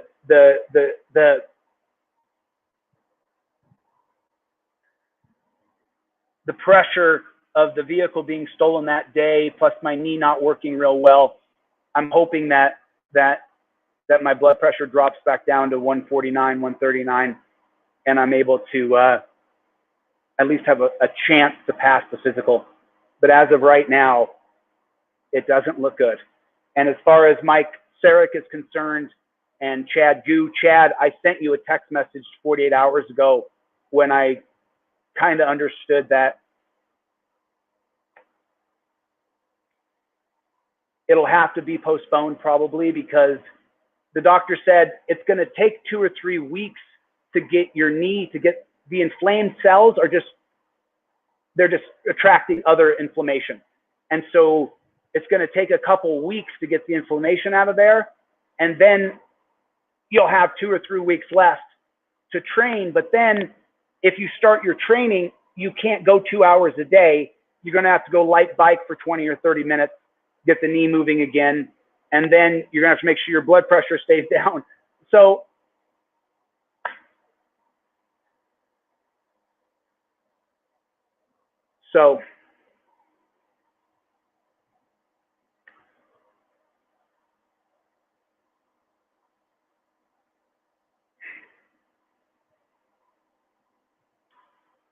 So I'm going through a couple things.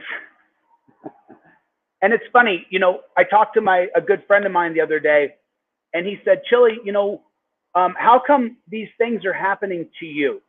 Well, I put myself in a position for things to happen to me so that people can see what happens to people who take big risks. Thanks, Archangel. I put myself in situations where things can happen to me so that you can see exactly what happens if you take a risk or put yourself out there. And that's why a lot of the First Amendment auditors do it. They put themselves in that position where something is going to happen to them so that you can see how the powers that be are not just unfair, tilted, shady, dirty, corrupt. So that's Patricia said it correct. You know, it sounds like you need to recalibrate, Chille. And I'll tell you something. The lady next door to me, P, she has really helped me put some things into perspective. She was like, you have a mission, Chille, and you need to get back to it. So whether this fight is postponed or not, you have to get back to your mission. And this is a new person. This is a new person who follows the channel.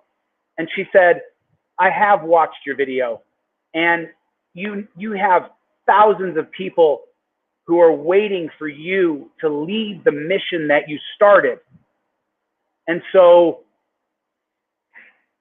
it's just extraordinarily difficult letting down Mike Sarek or even Chad Gu, who, Chad, you have zero chance, bro. You have zero chance of beating me. You don't have the athletic ability, but he has been training hard. He's been working hard. That's why I did give him the courtesy and the respect, and I sent him a direct message before, because the writing is already on the wall. So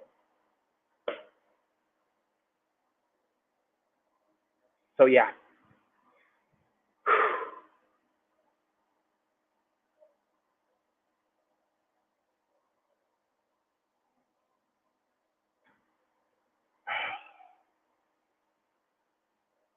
So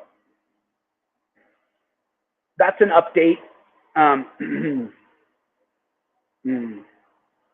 That's an update, and I just want to make sure that I keep myself in check and I keep myself focused and I stay directly focused on our mission and get the transparency website done. Thanks, Magnum. Thanks, Chevy. Thanks, you guys. I appreciate your support. You know, hopefully they find my van and I don't have to do a deductible. If they do, I'll come back on and I'll explain everything. And for the people who were, you know, and look, you know, every morning I wake up and the very first thing I do is check my knee. I check, can I bend it? Is it working? Do I feel pain? Is it popping? Is it clicking? And I just go through this protocol in the morning to see if my knee is okay. And unfortunately, every single day that I've tested my knee for the past couple weeks, it's just not getting better. So that makes me emotional, because part of who I am is being this physical being who will stick up for others in a situation where they're being physically bullied or physically attacked. And so I start to face my own humanity. And this was part of the doctor's talk yesterday was, you know, I said, am I losing my physical prowess? And he said, you're not. He said, you're still just as physical. You will be able to fight again one day. I don't think there's any structural damage, MCL, ACL, LCL. The MRI would tell, but you got to pay $550 for the MRI. And he said, you haven't lost your physicality, but you overworked this knee, and the inflammation is not leaving. So it's just a hard thing to to talk, to say. So I've got to be able to keep my heart rate down. I have to be able to keep my heart rate lower for my health because, you know, let me get some water.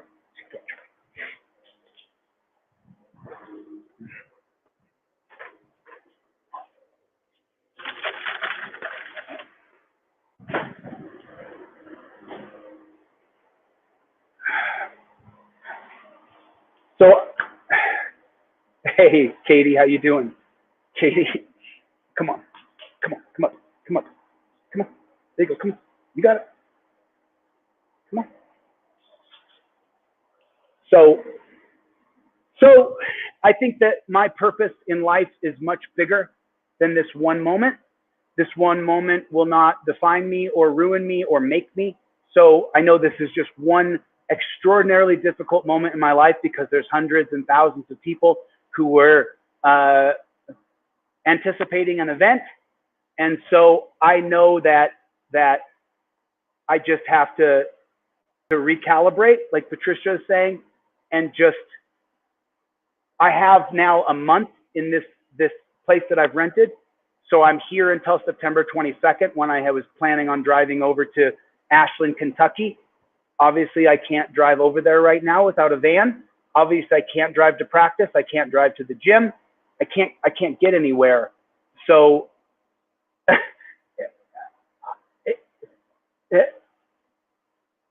the losing my van creates another series of problems because I can put Charlie Bear in the van and I can leave him in there and leave the AC on or crack the windows or whatever it's going to be.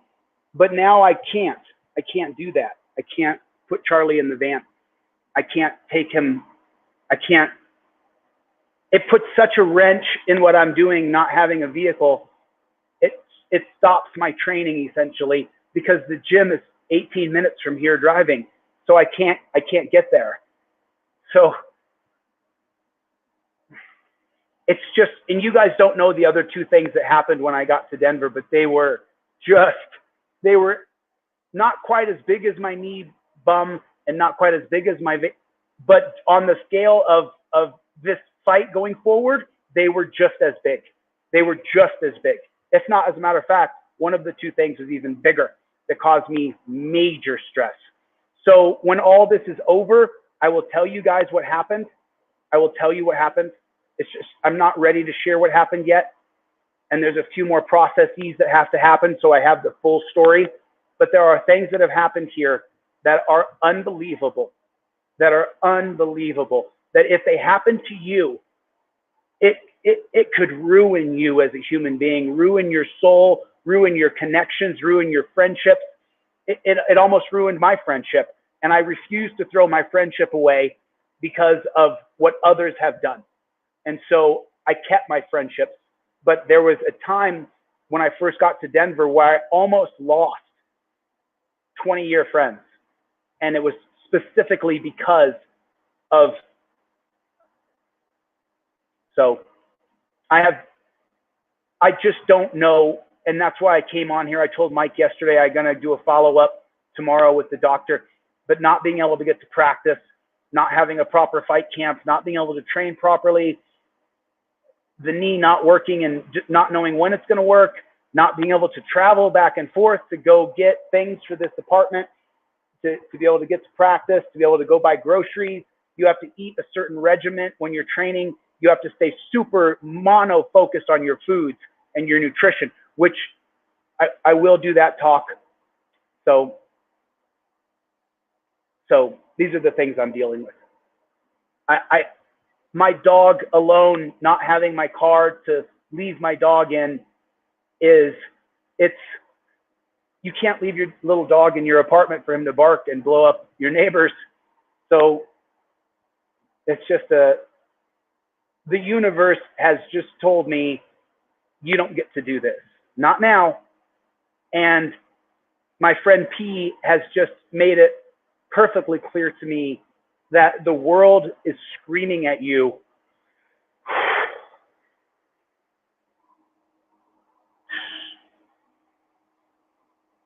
So I'm not going to get in. I'm not going to.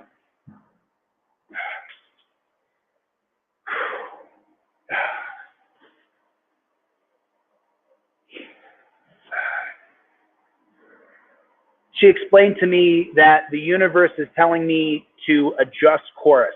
And this woman is a senior citizen. And she has a lot of wisdom. And she looked at me and said, Chille, look at what's happening. The universe is telling you to turn the car. If you keep going down this road, all the signs are telling you that it's going to go horrific for you. And it absolutely has. Easily one of the hardest months of my life with all the adversity. So I just have to fight through this, and I have to continue on the mission that I started, and I need to stay focused on exactly what that mission is. And this fight was a bit of a distraction anyway. I'm trying to find the gold lining here. But it just doesn't look like it's going to happen. So, all those things. So I think that I've made myself as clear as I can.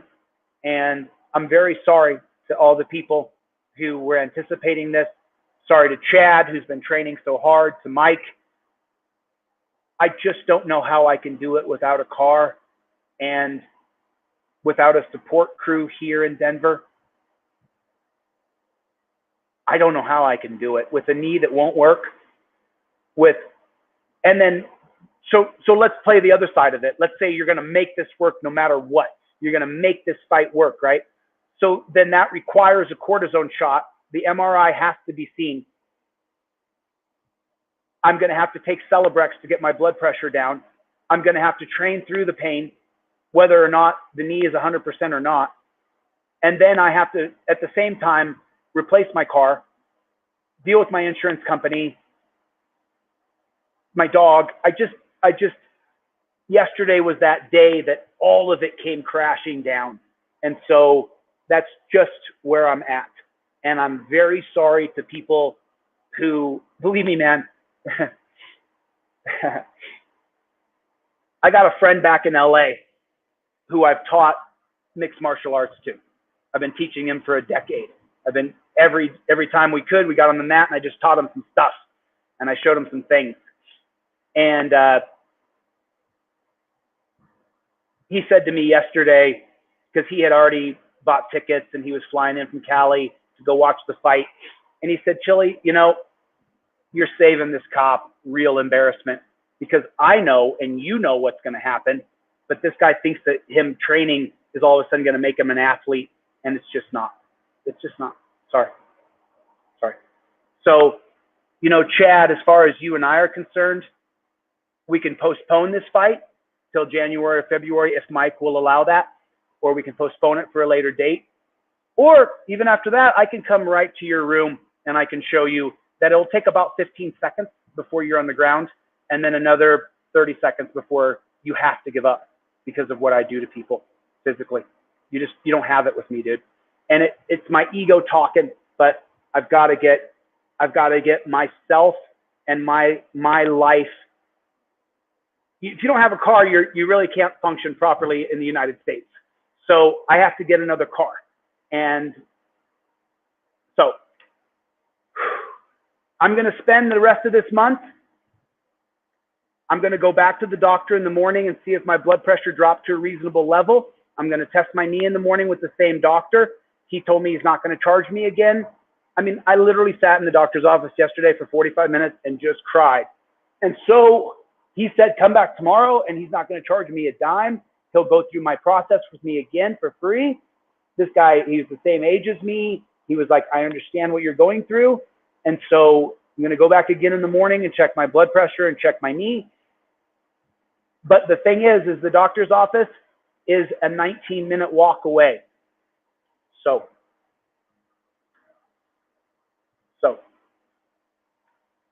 there it is. I'm sorry this has been a long, yeah, Scrub. Thanks, man. Send me a DM, Scrub. So I know it is cooperative. Jeebus, good to see you. You have rights. Cops have duties. Melanie, good to see you. Scrubzilla, it's not a boomer. Alan, good to see you. Eric, thank you for coming by. Justice Berserker, love you, honey. Through thick and thin, I'll stand by you until this is done. Angel, good to see you. Bruce, thank you for coming. Thank you for coming. Magnum, PH, Pig Hunter, thank you so much for coming. Thank you for your beautiful comment. Mikey, thank you. Jeff hates pigs. Gloria, Chevy, good to see you guys. Alan, nice to see you. Thank you for coming. Katie, thank you for rejoining. Den T Jen. Gary, nice to see everybody. Oof. Vital, you know, thanks for coming by the channel. I appreciate that, bro. Appreciate you. Dorf, good to see you. Dorf, Karen, nice to see you. Nice to see you. Bruce, again, Eric, thank you. Bill O'Rice, thank you for coming by. So,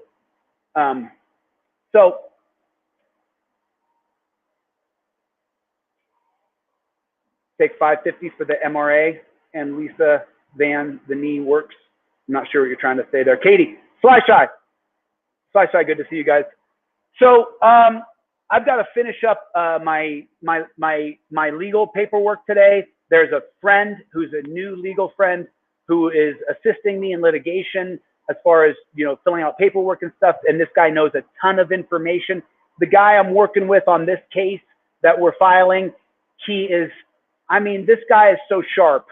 And it just goes to show that the internet, what they do to people, and the trolls, what they do to people with this guy, and he's got his own issues and whatever, but I've got a new legal partner who I'm working with that, as far as his legal prowess, I have nothing but respect and admiration for this person. And I really, truly hope that this next legal paperwork that we file makes a major difference in the processes that everybody has to go through with coming out and being known on YouTube. So that's what I'm hoping. And I'm really looking forward to that. I'm really looking forward to that. Thank you guys for the beautiful comments. For the people who are disappointed, I'm really sorry. This is beyond my control.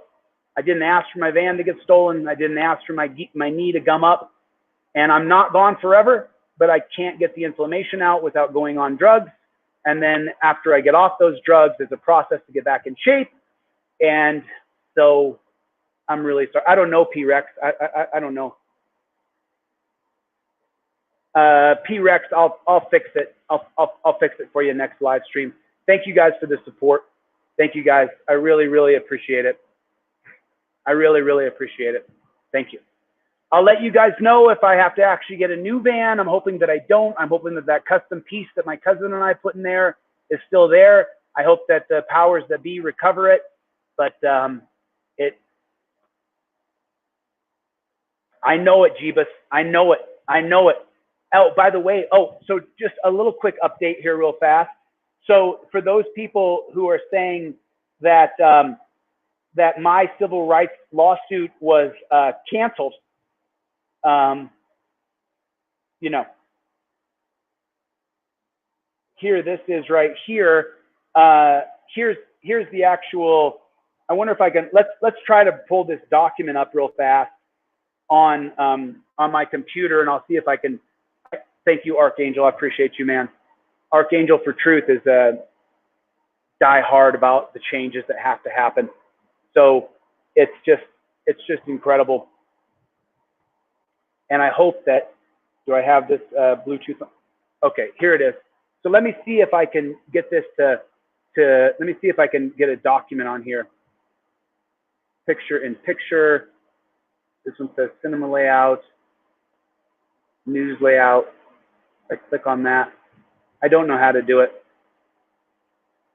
Let me go like this, and let me open this up real fast. I'll show you guys what we have here. And this is my federal civil rights lawsuit that I'm showing you guys now. This is pretty cool because it shows you guys exactly everything that I've been saying the whole time. So I'll pull this up for you guys and see if I can screen share that and show you guys this federal civil rights. Share screen. It's easiest with 2 monitors.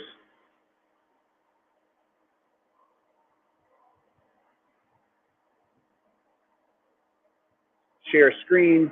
Oh, okay.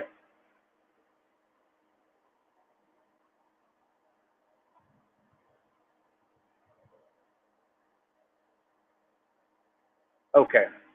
So I'm sharing my entire screen now. You guys should be able to see that. Let me pull up this document real fast here. Trying to get this open so you guys can see it. Open with preview so you guys can see what it looks like here. Can you guys see that? So I don't know what you can see or can't see. I don't know how to do it. I don't know how to do it. So I'll show it to you right here on my phone. So this is my federal civil rights lawsuit that I have against, there it is. Can you guys see that? So right here, I hope everybody can see this. If you guys can see that, that would be amazing. So then down here it says on 8/11, response to order to show cause by plaintiff Jose Maria DeCastro. And then right here on 8/15, it says plaintiff's response to show cause rescinded, orders to show cause plaintiff hereby granted a 30-day extension of time from the date of this order in which to respond to the defendant pending dispositive motion 8/15 or to file his first amended complaint signed by Judge Stephanie K. Bowman on 8/15. So there it is, right there. My federal civil rights lawsuit is not canceled at all whatsoever. Now everybody can see it. Did everybody get to see that? I'm not sure if you guys all got to see that or not, but my federal civil rights lawsuit is not canceled at all whatsoever. The order to dismiss the case was rescinded, and now I have 30 days to respond with my first amended complaint. So I will have a first amended complaint in within 30 days, and then we will move to quash the warrant. So thank you, Michelle. I appreciate that. I appreciate that. New layout, Shift 5. I don't know how this works, so I'm just trying to figure out how this StreamYard works.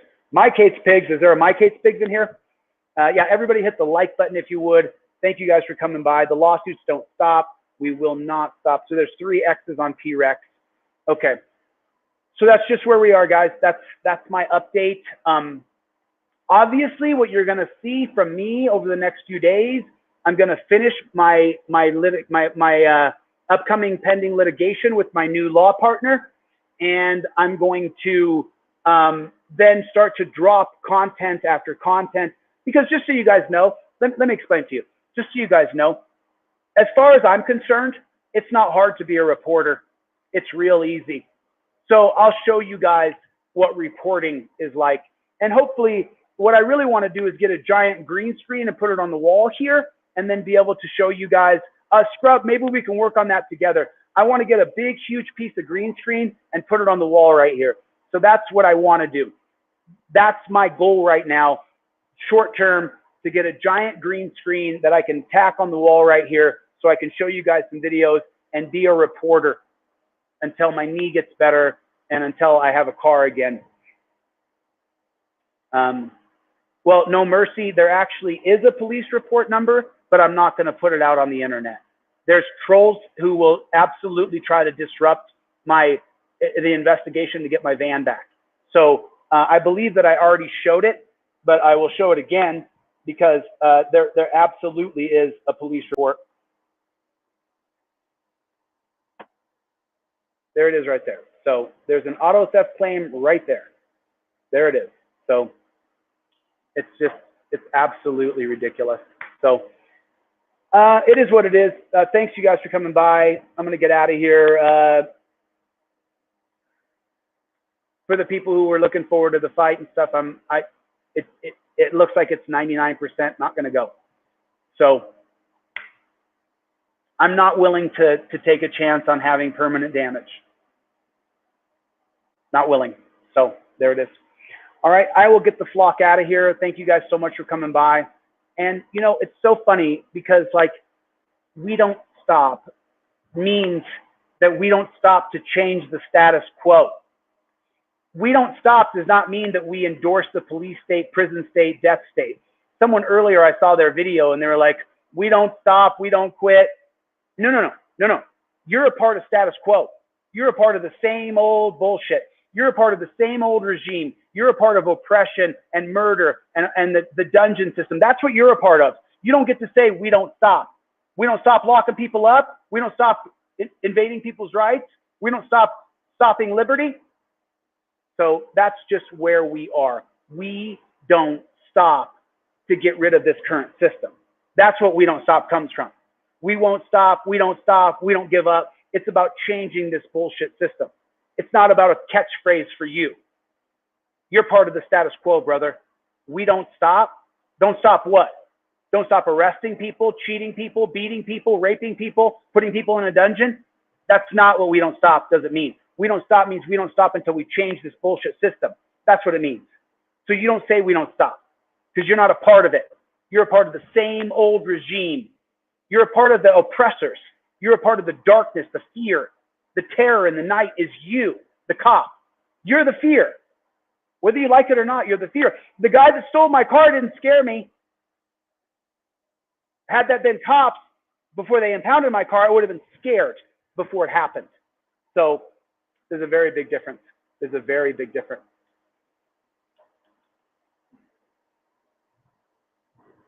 Oh, is the Gooster in here? Is the Chad Gooster in here?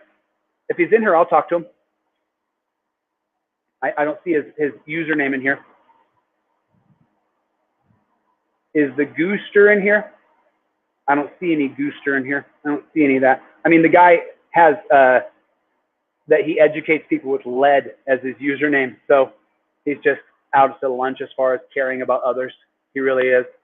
So anyway, I will get out of here. Thanks, you guys. I really appreciate it. Thanks for coming by. I super appreciate it. Eventually, we will get to a place where we change these things. So maybe this is a blessing in disguise because it forces me to go back to mission because I have all these educational tools on the wall and I can't go anywhere. I can't travel anywhere. I can't travel down the road. So Chevy the songster. Chevy the songster. Anyway, I'm just rambling at this point, so I better get the flock out of here. Thanks, you guys, for your support. I'll let you know what happens with the van. I'll let you know how that goes. And sorry, man. Sorry to you guys that, you know, of course I'm sorry, you know. Anyway, all right. All right. God bless you guys. God bless the United States of America. And remember, we don't stop until we change this bullshit system. I'll see you guys on the next one. Thanks for your support. Talk to you soon.